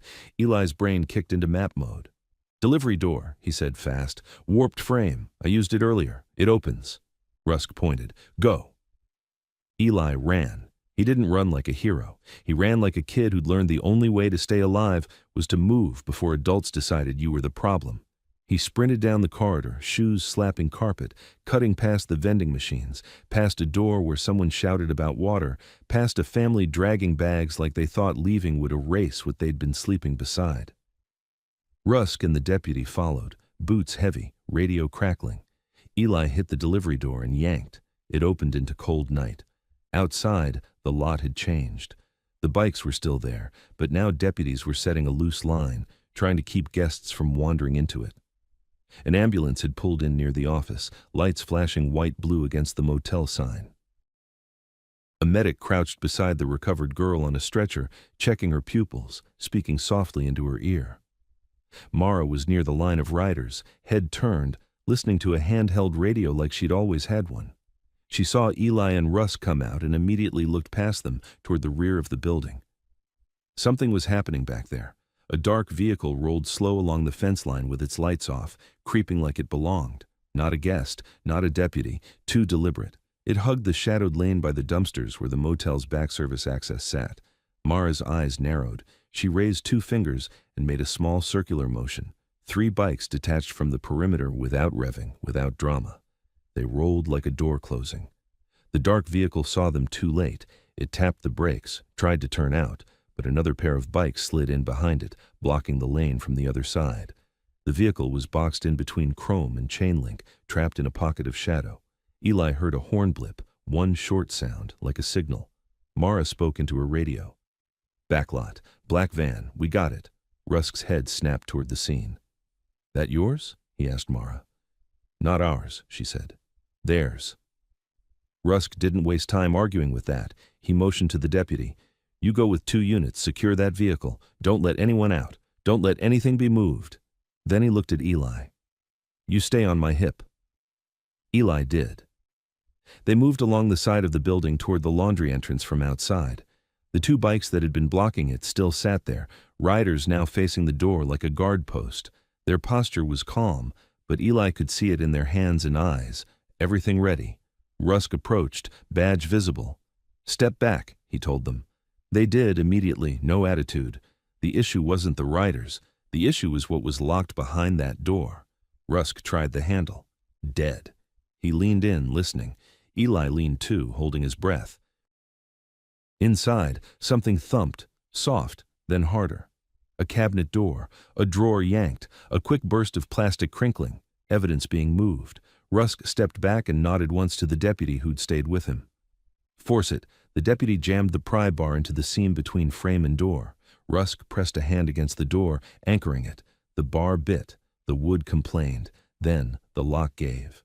The laundry door swung inward sharply, and for a split second, Eli saw the room beyond. Stainless steel machines, carts, steam haze near the ceiling, and The keycard man. He stood at the folding table, tool bag open, hands moving fast. He wasn't panicking, he was working. On the table were items laid out like parts: a phone, a small plastic pouch, a roll of tape, and something that looked like a keyring with tags. He turned when the door flew open, and his expression didn't show surprise, only irritation. Rusk snapped, "Hands, now!" The man lifted his hands, palms open, the picture of compliance. "Detective," he said, and Eli's blood chilled. He'd clocked Rusk's rank instantly. "This is unnecessary. Plumbing issue. Guests are—" Rusk moved 2 steps in, gun still holstered but presence absolute. "Step away from the table." The man did, slowly, carefully, like he was showing he had nothing. Eli saw the detail that made it worse: the man's other keycard, still in his right palm, half hidden by the curve of his fingers. Mara's voice came from behind, low and sharp. "He's got something in his hand." The man smiled slightly. "Ma'am, you're confused." Rusk's gaze flicked to the man's hand. "Open it." The man held Rusk's eyes for a heartbeat longer than necessary. Then he opened his fingers. The keycard dropped onto the laundry floor with a soft slap. Rusk didn't relax. "Turn around, hands behind your back." The man's smile didn't move, but his eyes did. They slid past Rusk's shoulder, toward the service corridor door that led deeper into the motel, toward a route. Eli's stomach tightened. He knew that look. The look right before someone runs. Rusk saw it too. "Now," he snapped. The man exhaled as if annoyed by a chore, turned halfway. Then instead of placing his hands behind his back, he swung his left arm outward and threw something small and dark across the room. It wasn't a weapon, it was a phone. It skidded under a washing machine, screen flashing once before going dark. Rusk lunged for the man, but the man moved first, faster than he looked. He slammed his shoulder into Rusk's chest and bolted through the inner laundry door into the service corridor, knocking a cart sideways. Metal clanged, steam hissed, the whole room became noise. "Go!" Rusk shouted to the deputy, and they tore after him. Eli chased without thinking until Rusk barked, "Eli, stay back!" Eli stopped hard, chest heaving, because he'd promised, because if he ran into that corridor alone, he'd die in it. Mara grabbed Eli's arm and yanked him behind the laundry doorframe. "Don't," she said. "Let them do it." Eli's eyes burned. "He'll get away." Mara's jaw tightened. "Not tonight." Down the corridor, boots pounded. Rusk's voice echoed, "Stop! Sheriff's office!" A door slammed somewhere deeper in the motel, then another. Guests screamed, thinking the danger was fire or flooding or bikers. They didn't understand that the danger was a man who moved like he belonged anywhere. Mara leaned out, spoke into a radio. "Run her inside, service corridor. Cut him off at rear stairwell." A voice answered instantly, clipped. "Copy." Outside, the boxed-in van in the back lane rocked slightly, like someone inside had shifted. 2 riders approached it cautiously, not touching the doors, just watching. One of them called out, "Hands where we can see them." The van went still. Inside the laundry room, the deputy who'd stayed behind slid to his knees and reached under the washer for the tossed phone. He pulled it out with 2 fingers like it was dirty. The screen had cracked on impact, but it was still warm, still on. Rusk's shout echoed faintly from down the corridor. "He's heading back!" Then footsteps reversed, fast. Eli's pulse spiked. The man was coming back toward the laundry entrance, toward them. Mara pushed Eli behind her again. "Stay behind me," she said. The deputy with the phone rose, eyes wide. "Detective?" Rusk appeared first around the corner, moving backward, gun now drawn but pointed down, trying to keep space while not shooting in a motel full of people. "Back up," he ordered. Behind him, the keycard man came into view at a near jog, not sprinting, controlling speed, controlling breathing. He had something in his hand now, a small canister. Rusk saw it. "Drop it!" The man flicked his wrist and threw the canister toward the laundry room doorway. Rusk moved like instinct, like training. He kicked it sideways with his boot. The canister rolled and hit the wall, spinning. A thin, sharp hiss erupted. A chemical cloud bloomed low to the floor, white and angry. "Back!" Rusk shouted, and shoved the deputy and Eli away from the doorway. Mara grabbed Eli and hauled him farther, coughing already. The keycard man used the moment exactly as intended. He pivoted away from the laundry entrance, cut left down the outer walkway, and headed toward the back of the building, toward the rear stairwell. Eli watched him vanish into the darker stretch between rooms, and his chest filled with cold panic. Because if he reached the rear stairwell, he wasn't just reaching an exit. He was reaching the crawlspace window. He was reaching the patchwork under the floor. He was reaching whatever else had been built into this motel's bones. Rusk waved his hand through the stinging air and shouted into his radio, voice raw. "He's moving rear stairwell, now!" Outside, engines sparked to life in short bursts, not revving, not showing off. Position changes, doors closing. Mara didn't chase. She looked at Eli instead, eyes hard. "Which window?" she demanded. "Exactly?" Eli swallowed through the chemical sting. "Back corner, bushes, maintenance window." Mara nodded once, already turning. "Then that's where he's going," she said. And Eli heard from the back of the property the first heavy slam of metal against metal, like someone had yanked open a hatch nobody was supposed to touch. The back corner of the property was darker than it should have been, even with all the emergency lights washing the front lot. The Blue Heron's rear lane sat behind the building like a blind spot. Dumpsters, chain link, a strip of dead hedges, and the maintenance window half hidden under branches. Eli heard that heavy slam again, metal on metal, followed by a quick scrape, like someone dragging something across concrete. Mara was already moving, jogging low along the fence line with two riders flanking her, boots barely crunching gravel. Eli ran behind her because there was nowhere else to go that didn't feel like abandoning the girl they'd pulled out. Rusk came last, still coughing from the chemical cloud, one hand up to his mouth, radio in the other. "Rear stairwell now," he barked into it, voice raw. "If you see him, do not engage alone. Hold and call." A deputy appeared at the end of the rear walkway, flashlight beam bouncing. "Detective, I heard—" "Shut the stairwell," Rusk snapped. "Lock it down." The deputy moved, but Mara reached the corner first. The bushes were crushed, wet with sprayed water from the messed-up plumbing line. The maintenance window Eli had used was open wider now, shoved up hard. Dirt was scraped raw beneath it like someone had scrambled through in a hurry. "He's in," Eli said, breathless. Mara crouched, peered into the black rectangle. The smell rolled out, damp earth, bleach, and something else under it. Human, panic sweat, old fabric. One of the riders beside her pulled a small flashlight and swept the beam inside. The light caught a boot print in the dirt, fresh and deep. Then another. Then the shiny edge of something metal, like a dropped tool. "He didn't go far," the rider said. Rusk arrived and took one look. "Nobody goes in without backup," he ordered. Mara didn't argue. She didn't have to. Her role wasn't to be the hero in the hole. Her role was to make sure the hole didn't become an escape route.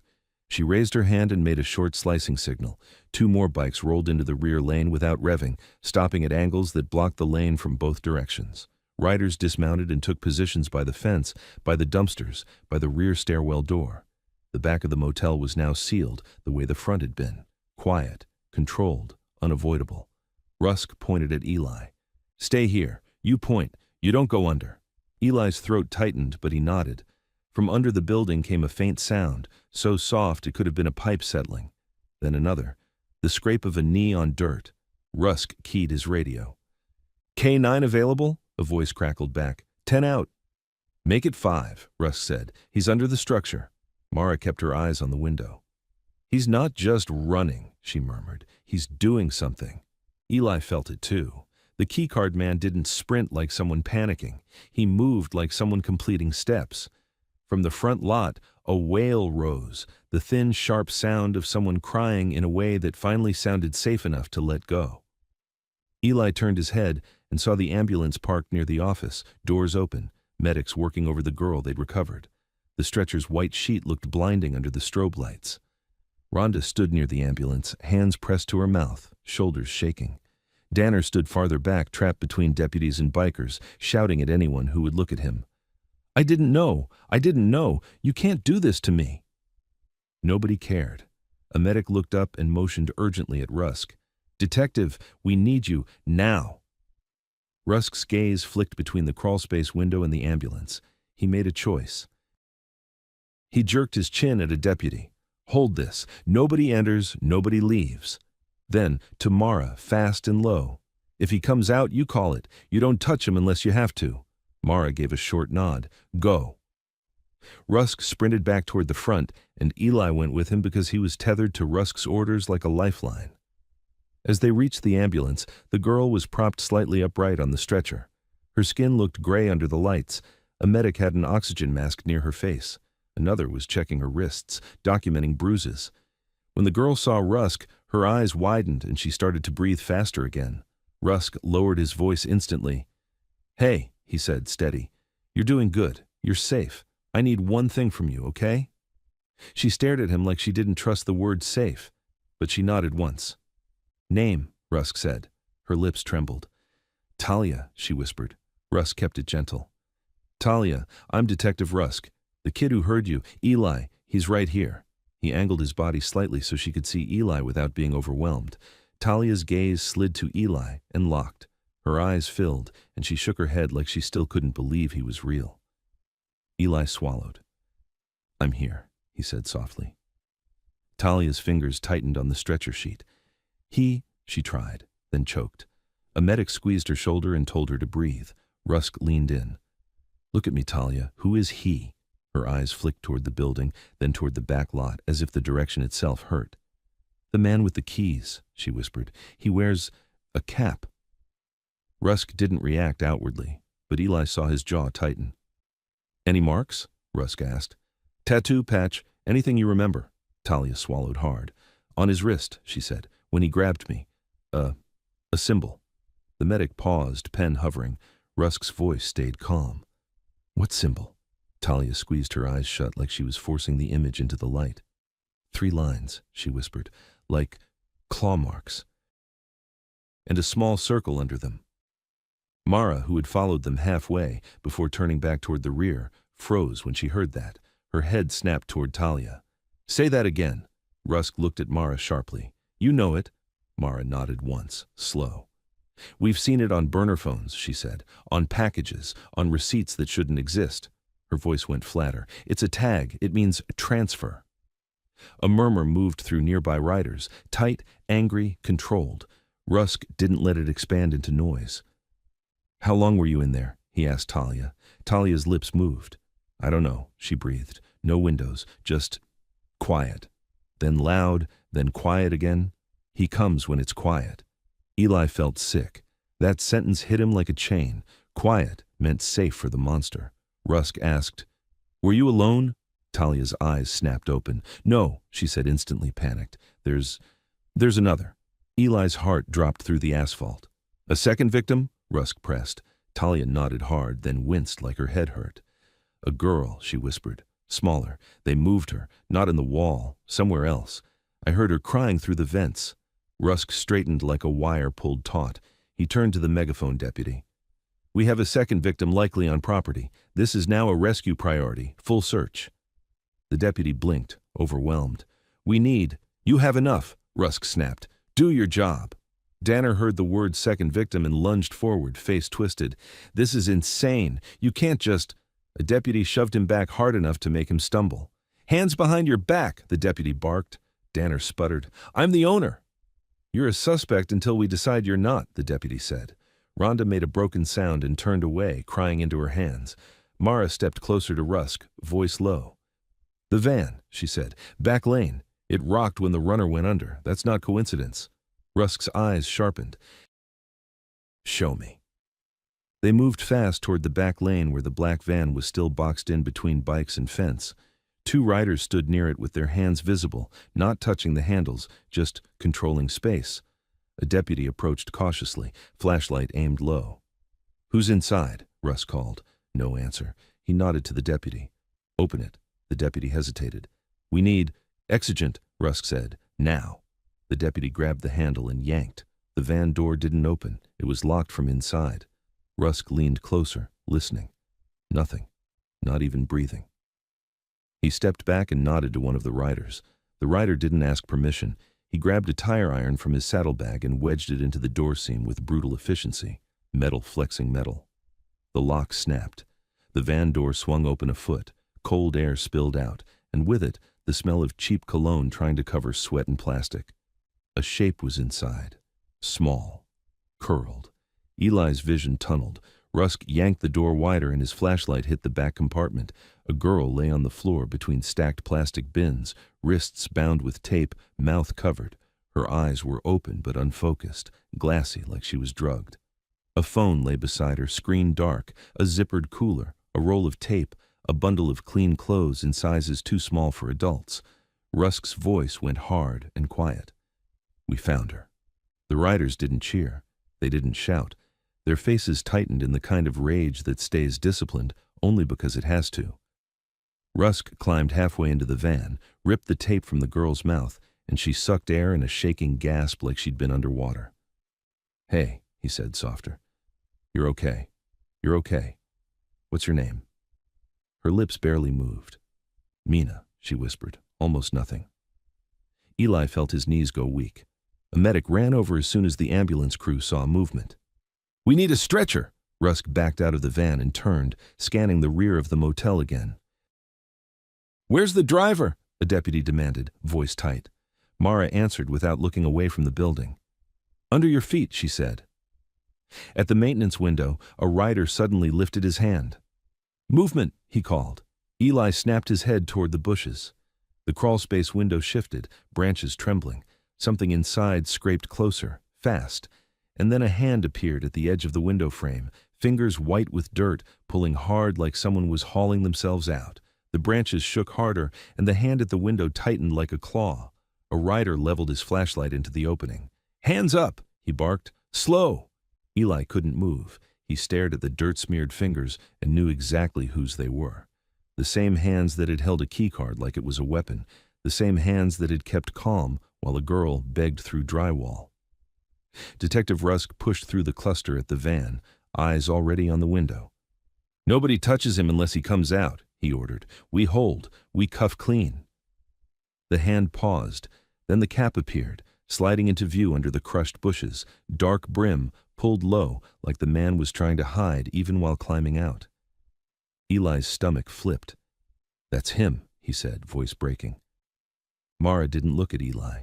She kept her gaze on the opening like she could will the man back into the dirt. "I know," she said. The keycard man eased his shoulders up into the night air. Dirt coated his jacket and the side of his face. His eyes flicked once, fast, taking inventory. The blocked lane, the boxed van with its door open, medics kneeling over a small girl, deputies spread thin, bikers locking every angle. His calm didn't vanish, but it changed. It sharpened. He stopped halfway out like he'd decided not to commit to the open. Rusk spoke, low and even. "Come out. Hands where I can see them." The man lifted one hand slowly, showing empty palm. The other stayed near his ribs, hidden by the window frame. "Detective," he said, voice still smooth, like they were meeting at a hardware store. "This is getting out of control. I went under to shut off the water. I heard shouting. I'm trying to help." Eli felt his teeth clench. Help. Like the word itself was a joke. Rusk didn't move closer yet. "Put both hands up." The man did, almost. He raised his second hand, but his fingers were curled around something small, a thin piece of plastic, a key card. Mara's head tilted a fraction, seeing it. "He kept it," she murmured. Rusk's eyes locked on the card. "Drop it." The man smiled slightly, the same thin smile he'd given Eli in the lot. "Why would I have a key card," he said lightly, "if I'm not maintenance?" "You tell me," Rusk replied. The man's gaze slid past Rusk, to the deputy line near the front, to Danner half restrained by a uniform, to the guests watching from doors and railings. He was looking for the human gap, someone eager to believe a simple story. He found it. A young deputy at the edge of the rear lane hesitated, face tight, overwhelmed by the scale of the scene. The keycard man saw that hesitation like a door cracked open. "I can explain everything," the man said, raising his voice slightly. "This is a misunderstanding. Those bikers are holding people here. There are kids, guests. This is dangerous." The deputy's eyes flicked to Mara's riders, to the bikes forming a wall. His jaw worked. Eli felt panic spike, hot and stupid. If the deputy bought it, if anyone bought it, this man would turn the whole scene into mob intimidation and walk away in the confusion. Eli stepped forward without thinking. "Look at his wrist," he shouted. Everything froze for half a second. The keycard man's eyes snapped to Eli, and the calm cracked, just a hair. Rusk's gaze dropped to the man's wrist as the man reflexively tried to turn it inward. Too late. 3 thin lines like claw marks, a small circle under them. Rusk's voice went colder. Out. Now. The keycard man's smile vanished completely. In its place was something flat and predatory, like the mask had simply been removed. He moved, not forward, down. He dropped back into the window in one clean motion, shoulders vanishing into darkness like he'd never been there at all. Branches snapped back into place. Go! Rusk shouted and lunged for the opening. A rider grabbed the window frame and yanked, trying to widen it. Another dropped to a knee, thrusting his light inside. He's retreating. Rusk jammed his arm into the gap, fingers grazing fabric, but the man was already sliding backward through dirt, using the crawl space like a hallway only he understood. Rusk cursed once, short, controlled, then pulled his arm free. Rear stairwell, he snapped. He'll pop up inside. Mara was already moving, sprinting along the fence line toward the rear door. 2 riders peeled off with her, boots pounding gravel. Eli ran after them because the map in his head was screaming the same thing. If the keycard man didn't come back out that window, he'd come up through the patched floor access, the one with the new screws, the one that led right into the motel's guts. They hit the rear stairwell door. It was still locked. A deputy was there now, breathless, trying keys with shaking hands. It's not. Mara shoved her shoulder into the door, felt it resist, then stepped back and pointed once. A rider swung a boot and kicked near the latch with brutal accuracy. The old frame splintered. The door popped inward. Deputies surged inside, Rusk right behind them, gun down but ready, eyes scanning. Eli stopped at the threshold because Rusk had ordered it earlier. Stay on my hip, don't run ahead. And because the stairwell smelled like stale smoke and bleach, and he could already imagine getting cornered in it. Mara didn't go deep either. She stayed at the bottom, holding the door and the space around it, keeping the lane sealed. Eli! Rusk called from inside, voice echoing up the stairwell. Which side? Which corridor? Eli swallowed, forcing his voice steady. Dead-end service corridor, he shouted back. Near room 17. There's a patched panel under the floor. He used it. Boots thundered up the stairs. Then the building answered with its own sound, a hard slam somewhere above, followed by running footsteps on the second-floor walkway. Contact! Someone yelled. Eli's pulse spiked. He craned his neck, listening to the echo. The footsteps cut across the upper level, then stopped abruptly, like someone had ducked into a room. Rusk's voice barked orders up there. Move, hold, clear.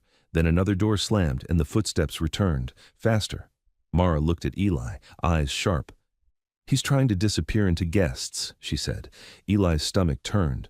The motel was full of faces now, doors open, people yelling about water and bikes and cops. Perfect cover. Outside, medics were lifting Mina onto a stretcher, her head lolling as they supported her neck. Talia's ambulance door was closing.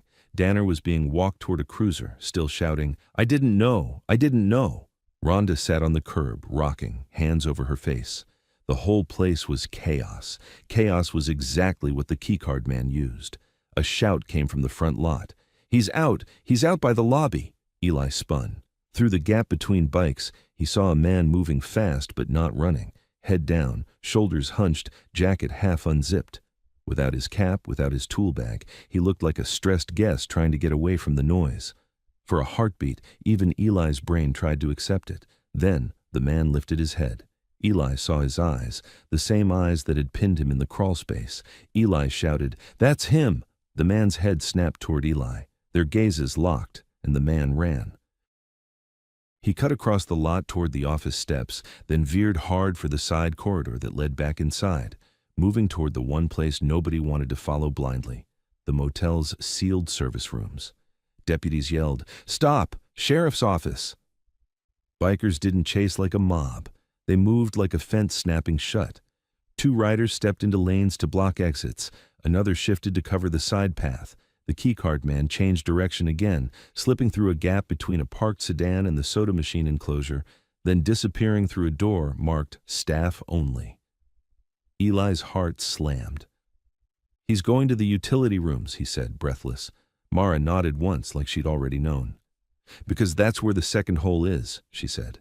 Not the crawl space, the other way. Rusk burst out of the lobby, coughing, eyes scanning. He saw Eli pointing and didn't ask questions. "Move," he ordered. Eli ran with Rusk this time, close enough to feel the detective's shoulder brush his as they hit the staff door. Inside, the hallway was narrow and warm, lit by buzzing fluorescents. The smell of detergent gave way fast to something oilier. Machinery, damp, bleach. Rusk led, gun down but ready, deputy behind him with the pry bar, Eli behind them both. A door at the end of the hall swung once, then slammed. Rusk reached it and yanked, locked. He drove his shoulder into it. It held. "Pry!" he snapped. The deputy wedged the bar and leaned. The frame groaned. The latch started to give. A voice on the other side, calm again, called out, "Detective, don't do something you can't undo." Rusk didn't answer. He leaned harder. Wood cracked. The door popped inward. They spilled into a cramped utility space, shelves of cleaning chemicals, a boiler humming behind a metal panel, mop buckets, linen crates. Nothing dramatic, nothing obvious. But Eli's eyes went straight to the far wall. Because the far wall didn't match the rest. Newer paint, cleaner baseboard. A door that looked like it belonged in a bank vault more than a motel. Metal with a heavy padlock, set into the wall behind stacked boxes labeled supplies. "This wasn't here last month," Eli said before he could stop himself. Rusk's head snapped toward the door. He moved boxes aside with one arm, fast, and grabbed the padlock. Brand new. He looked at the deputy. "Cut it." The deputy pulled bolt cutters from his belt, department issued, rarely used, and clamped them around the lock. He squeezed. The lock resisted, then snapped with a sharp metallic crack. Rusk yanked the door open. The smell that poured out wasn't bleach. It was plastic and sweat and stale air, like a closed trunk. Inside was a storage room that wasn't storage. Folding tables, stacks of cheap prepaid phones still in their packaging, a box of zip ties, another box of duct tape, a cooler with ice packs, men's gloves, women's clothes in plastic bags with sizes marked, a ledger on a clipboard with dates and room numbers and arrow marks that matched the paper Rusk had taken from the wall compartment. And in the corner, a row of motel towels folded too neatly over something lumpy. Rusk crossed the room and lifted a towel with 2 fingers. Beneath it was a bundle of IDs, driver's licenses, student cards, passports, held together with rubber bands like souvenirs. Eli's stomach lurched. "How many?" he started. Rusk didn't answer. His face had gone still in a way Eli recognized as dangerous control. The deputy whispered, "Jesus." Rusk turned, scanning the room again. "He's been staging," he said. "Transfers, kits, control." Eli's eyes caught something else. A second door, half hidden behind a hanging tarp, its edges sealed with foam tape like someone didn't want sound or air moving through it. Rusk moved to it, slow now, listening. On the other side, the faintest sound, like breathing held too long. Rusk's voice dropped. "If there's anyone alive?" A sudden crash from deeper in the hallway cut him off, metal clanging, then fast footsteps retreating. The keycard man was still in the building, and he'd just realized they'd found his room. Rusk's head snapped toward the utility room entrance. "Stay behind me," he ordered Eli, then raised his radio. "All units, suspect still inside. He's moving fast. We have a secondary sealed door in the utility staging room. Possible third location. Hold every exit." Eli's whole body shook as he stared at the foam-sealed door, hearing that near-silent breath on the other side, not sure if it was real or his brain trying to fill gaps with horror. Rusk placed his palm flat against the door, as if he could steady the world through it. Then, from somewhere in the motel above them, a loudspeaker voice boomed, one of the deputies outside, amplified for the crowd. "Everyone in your rooms, lock your doors, now." And in the utility hallway behind them, a key card beeped, one clean electronic chirp, followed by a door opening softly, like the building itself was letting the key card man slip through one last time.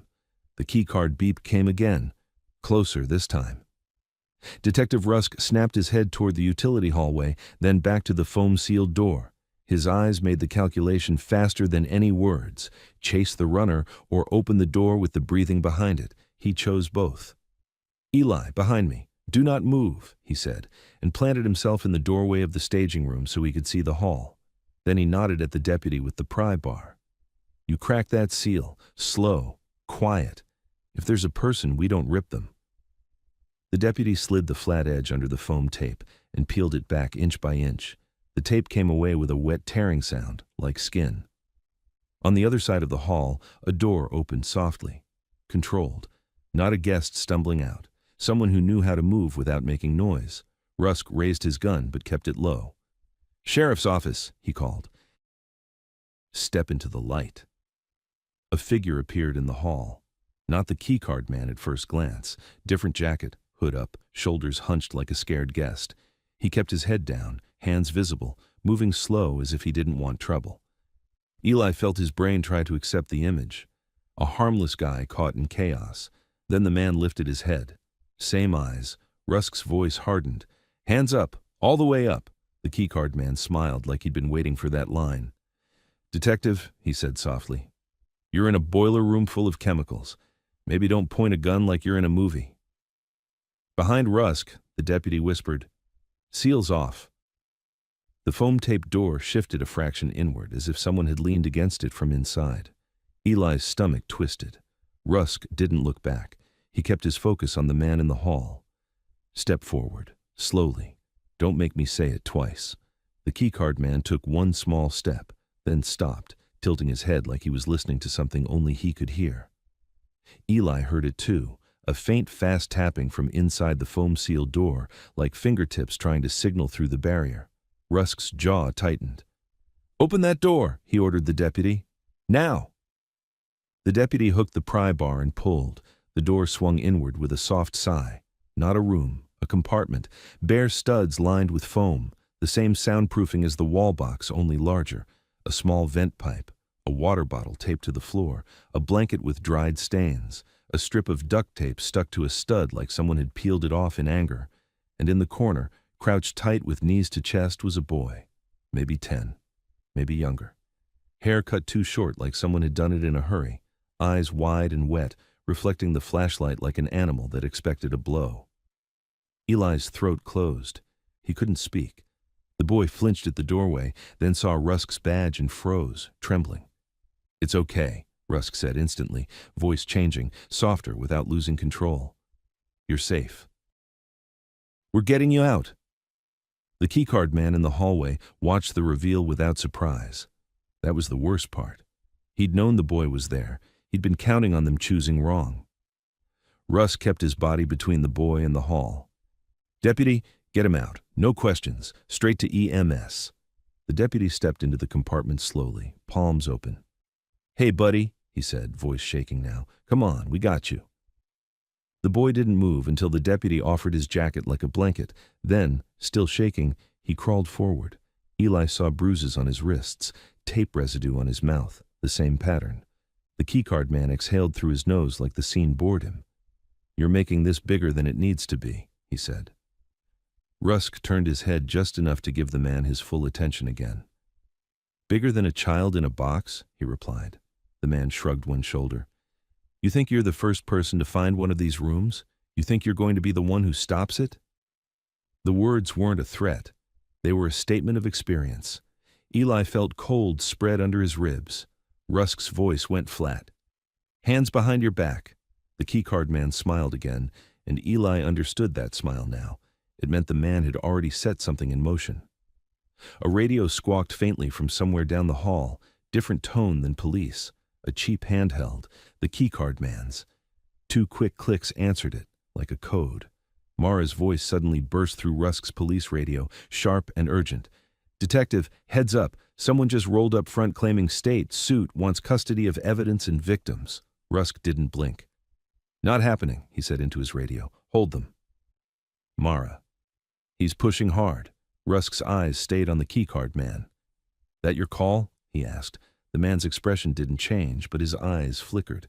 Satisfaction, just a flash. "You're surrounded by noise," he said.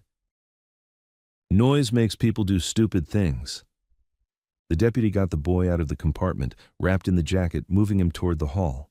The boy's eyes caught Eli's for a second, pure fear and confusion. Then he vanished past the shelves into the direction of the ambulance. Eli's hands shook at his sides. He couldn't stop it. Rusk shifted his stance half an inch to cover Eli better. "You're done," he told the keycard man. "Whatever you called, whoever you think is coming, you're done." The keycard man tilted his head. "Are you sure?" he asked quietly. Then, In one violent, efficient motion, he reached into his waistband and yanked out a small canister, the same kind he'd thrown earlier, and smashed it against the wall. It wasn't smoke this time, it was liquid. The canister burst and sprayed the hall and the utility doorway with a sharp, sour chemical mist that hit Eli's eyes like needles. "Back!" Rusk roared, grabbing Eli by the hoodie and dragging him deeper into the staging room. Eli coughed, tears instantly flooding his eyes. Everything blurred. The keycard man used the chemical sting as cover exactly like before. He lunged, not away from them, but toward them, closing distance to take away Rusk's gun.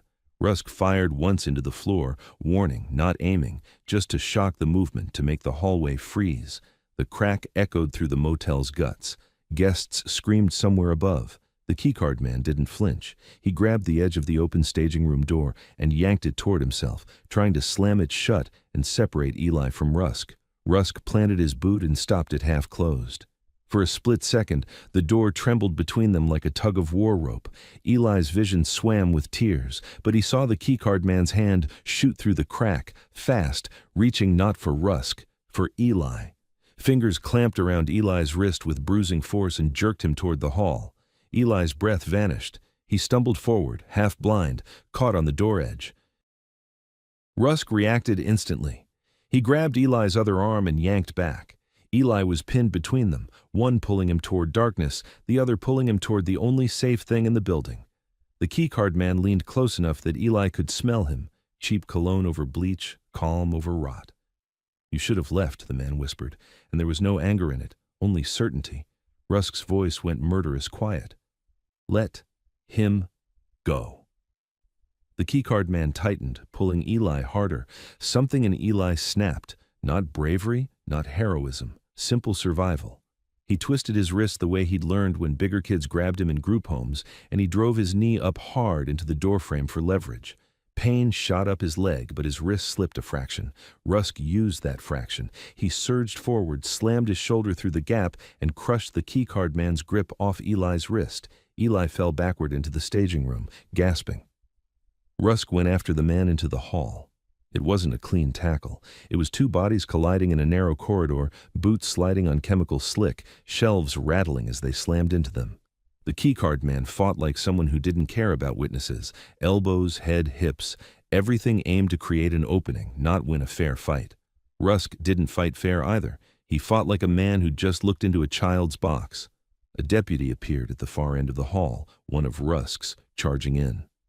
"Detective!" The keycard man's eyes flicked to the deputy, and he made his move, pivoting, slipping past Rusk's grip, throwing his shoulder into the deputy to knock him off balance, then sprinting for the staff door that led back into the open lot. Rusk chased, boots pounding, breath ragged from the chemical sting. Eli stumbled after them, wiping tears, because if he lost sight of Rusk now, he'd be alone again. They burst through the staff door into the lot. Cold air hit Eli's burning eyes like sandpaper. The entire front of the motel had turned into a pressure cooker, deputies shouting orders, guests clustered in doorways filming, ambulances idling with doors open, bikers holding lines with tight faces. And right at the center of it, a man in a suit stood near the deputy line, one hand raised in a calming gesture, the other holding up a badge case. "I'm with the state task force," the suited man was saying. "This evidence is now under my jurisdiction. These victims need to be transferred." Mara stood in front of him like a wall, eyes dead calm. "Not a chance," she said. The suited man's smile was practiced. "Ma'am, step aside." Rusk came out hard behind the keycard man and shouted, "That man is not state." The suited man's head snapped toward Rusk for half a beat, just long enough. The keycard man used that beat. He ran straight at the suited man, not to join him, but to pass him, because he knew people wouldn't tackle someone in a suit with a badge case. He was wrong. Two riders stepped in, not swinging fists, not grabbing wildly, just closing the lane with their bodies the way they'd closed every exit all night. The keycard man tried to cut left. A deputy cut right. For the first time, the keycard man had no clean line. His calm finally broke. He lunged toward the nearest warm body, Eli, because Eli was small, because Eli was leverage. But Mara moved like a trap snapping shut. She intercepted, grabbed the keycard man's wrist, and twisted hard enough that the man's shoulder dipped. He snarled, First real sound of anger, Rusk was on him instantly. He drove the keycard man to the gravel, knee pinning his back, hands wrenching arms behind him. "Cuffs?" Rusk barked. A deputy slapped cuffs on with shaking hands. The keycard man's face pressed into gravel, dirt grinding into his cheek. Even then, he managed a thin smile. He turned his head just enough to look at Eli, and he mouthed something without sound. 3 words. Eli read them anyway. Not over yet. The cuffs clicked twice, and the keycard man went still like the fight had never happened. Detective Rusk kept his knee on the man's back for another full second, eyes scanning the lot for any last move, any last accident disguised as confusion. Then he stood, pulled the man up by the cuff chain, and walked him toward the nearest cruiser without ceremony. The lot held its breath. Mr. Danner tried to talk again, tried to climb back into the world with words, until a deputy shoved him against the office wall and found the second keyring in his pocket. Not the master keys, a separate ring with 2 new unmarked keys that didn't belong to any guest room. Danner's voice broke. Those aren't mine. Somebody—" "Save it," the deputy said and spun him around. The man in the suit still held his badge case up like it could hypnotize everyone into forgetting what they'd just seen. His smile stayed fixed, even as Rusk turned on him. "You said state," Rusk called out. "Name," the suited man lifted his chin. "Special Agent," Rusk didn't let him finish. "Badge number." A fraction of hesitation, too small for most people, too big for Rusk. Mara stepped to the side, not blocking, just clearing a line for everyone's cameras. Guests were recording from doorways, from railings, from behind car hoods. Red and blue strobes made the scene look unreal, but the phones caught everything in clean light. The suited man felt that attention and tried to shift into authority. "Detective, you're obstructing an active task." Rusk moved close enough that the man had to lower his voice. "Real task forces don't show up unannounced and demand custody of victims," he said. "Hands where I can see them." The suited man's smile tightened. "This is a misunderstanding." "Then you won't mind me calling the state liaison and reading your name out loud," Rusk said. The suited man's eyes flicked, one quick dart, toward the keycard man now in the cruiser's shadow. Eli saw it. That flick told him everything. They weren't strangers. They were a chain. Rusk saw it too. "Cuff him," Rusk said, and a deputy didn't argue this time. Metal snapped on. The suited man's calm finally cracked at the edges. "You're making a mistake," he hissed. Rusk leaned closer. "So did you," he replied. "Before we finish this, tell us in the comments where you're watching from, because the next part wasn't sirens and bikes. It was the quiet work that decides whether monsters vanish or go down." EMS took the victims first. Talia was loaded into the ambulance with an oxygen mask, eyes still wide, still tracking every movement like she expected a hand to come out of the dark and pull her back. Mina, smaller and drugged, was strapped gently to a stretcher, her head supported, a medic talking to her in a low voice like a lullaby. The boy from the foam compartment sat wrapped in a deputy's jacket in the second ambulance, staring at the ground like the asphalt might swallow him if he looked up. Eli watched the ambulances close their doors and felt something inside him unclench for the first time all night. Not relief, not yet, but the proof that the screams had led somewhere other than a wall. Rusk didn't let the scene drift. He assigned deputies to every exit, then walked straight into the motel with 2 uniforms and a camera tech who'd arrived looking pale and determined. The Blue Heron was taped off room by room.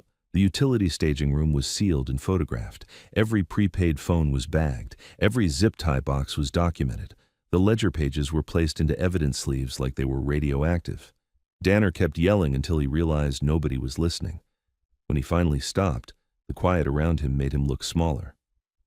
Rhonda sat on the curb by the ice machine, face buried in her hands. When Eli passed her, she looked up, eyes swollen, and whispered, "I'm sorry." Eli didn't answer. He didn't have words for what sorry meant when it came after a door stayed shut. He followed Rusk inside anyway because Rusk had told him to stay close and because Eli's world had always been one step from being thrown out. Tonight, he needed one adult who didn't treat him like trash. Rusk took Eli's statement in the lobby under the buzzing lights, not in a harsh interrogation way, in a clean, precise way. Where were you? What did you hear? What did you see? Which wall? Which seam? Which smell? Which keycard beep? Eli showed him the photos on his cracked phone. Fresh screws, fresh plywood, the patch under the floor. The detective nodded once, each nod like a brick placed into a case that couldn't be waved away later. "You did good," Rusk said, then added immediately, "You did dangerous. Don't confuse the two." Eli's hands shook as the adrenaline drained. "Is he going to get out?" he asked. Rusk looked at him for a long second. "Not tonight," he said. Outside, the bikers held their positions until Rusk told them the suspects were contained and the victims were in transport. They didn't celebrate. They didn't chant. They simply shifted from perimeter to watchful stillness, eyes scanning the crowd for anyone trying to disappear. A tow truck arrived for the black van. A deputy photographed the inside from every angle before it moved.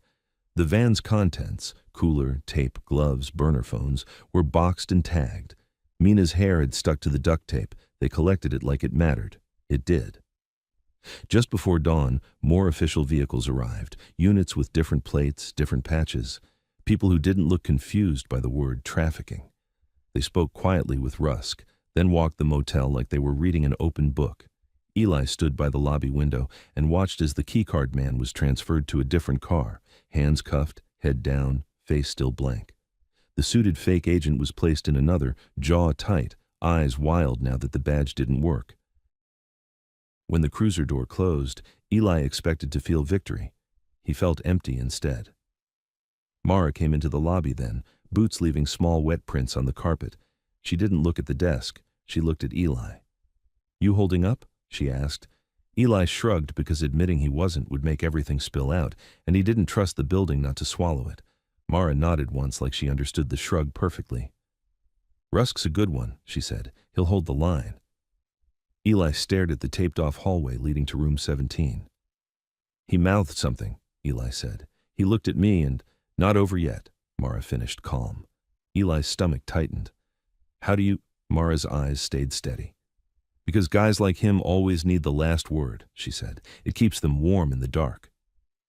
Rusk walked in mid-sentence, heard enough to understand, and didn't correct her. He looked at Eli. "Social services are coming," he said. The words hit like a punch. Eli's breath caught. "No," he blurted. I didn't do anything." "I know," Rusk said, firm. "But you're 14. You're not sleeping in a shed behind a motel anymore. Not if I can stop it." Eli's throat tightened. "They'll send me back," he said. "They'll move me and then nobody will—" Rusk cut him off quietly. "Listen to me. You have leverage tonight. Not money, not power, truth. You're a witness and you're a kid who saved lives. That matters." Eli looked away because if he didn't, he was going to cry in the lobby of a motel that had tried to eat him. A woman arrived a few minutes later with a clipboard and tired eyes, flanked by a deputy. She wasn't wearing a uniform. She looked like she'd been pulled out of bed for something that couldn't wait. "Eli Carter?" she asked gently. Eli flinched at hearing his full name. Rusk stepped between them half a step, not blocking, just anchoring. "This is Ms. Delgado," he told Eli. "Emergency placement coordinator." Eli's hands clenched. "Placement where?" "Ms." Delgado opened her mouth. Mara spoke first. "We have a safe house," she said, simple as that. Ms. Delgado blinked. "Excuse me?" Mara didn't move. "Non-profit, licensed staff, beds, food, cameras that actually work. You can run his background. He can stay there while you figure out the paperwork." Ms. Delgado stared like she'd heard 100 promises like that and watched them collapse. "Ma'am, that's not—" Rusk lifted a hand. "It's vetted," he said. "I've worked with them on missing persons. It's clean." Ms. Delgado looked from Rusk to Mara, measuring. Then her eyes landed on Eli, thin, exhausted, filthy from a crawl space, shaking like a wire still buzzing. "Do you feel safe with her?" Ms. Delgado asked. Eli hesitated because safe had been a word adults used right before they did whatever they wanted anyway. Then he remembered Mara stepping in front of him without a speech, remembered 200 bikes closing a circle without touching anyone who didn't deserve it, remembered her saying, "Don't get killed doing the rest." He nodded once. "Yes," he managed. Ms. Delgado exhaled like she'd been holding her own breath all night. "Temporary," she said. "Under supervision. We'll do this by the book." Mara gave a short nod. By the book, she agreed. Outside, the horizon had started to pale. The motel sign buzzed and flickered, as if it was embarrassed to still be lit. The riders began to leave in small groups, not all at once. Perimeter shifted into departure lanes. Engines started, low and controlled. Not a victory roar, just movement. Work done. Rusk walked Eli to the curb. He handed Eli a business card. Real card, clean print. "If anybody tries to move you without telling you why," he said, "you call me. If anybody tries to shut you up, you call me." Eli took it like it was fragile. Rusk looked at him one more time. "You did the right thing," he said, "even when every adult around you tried to make you the problem." Eli swallowed hard. "Are they going to find more?" he asked. Rusk's eyes drifted to the taped-off hallway, to the utility door, to the ledger now locked in an evidence box. "Yes," he said, "and it's going to get ugly for a lot of people." Eli nodded, because ugly was a language he understood. Mara stood beside her bike, helmet in hand. She didn't offer Eli a fantasy. She offered him a place to stand. "You ready?" she asked.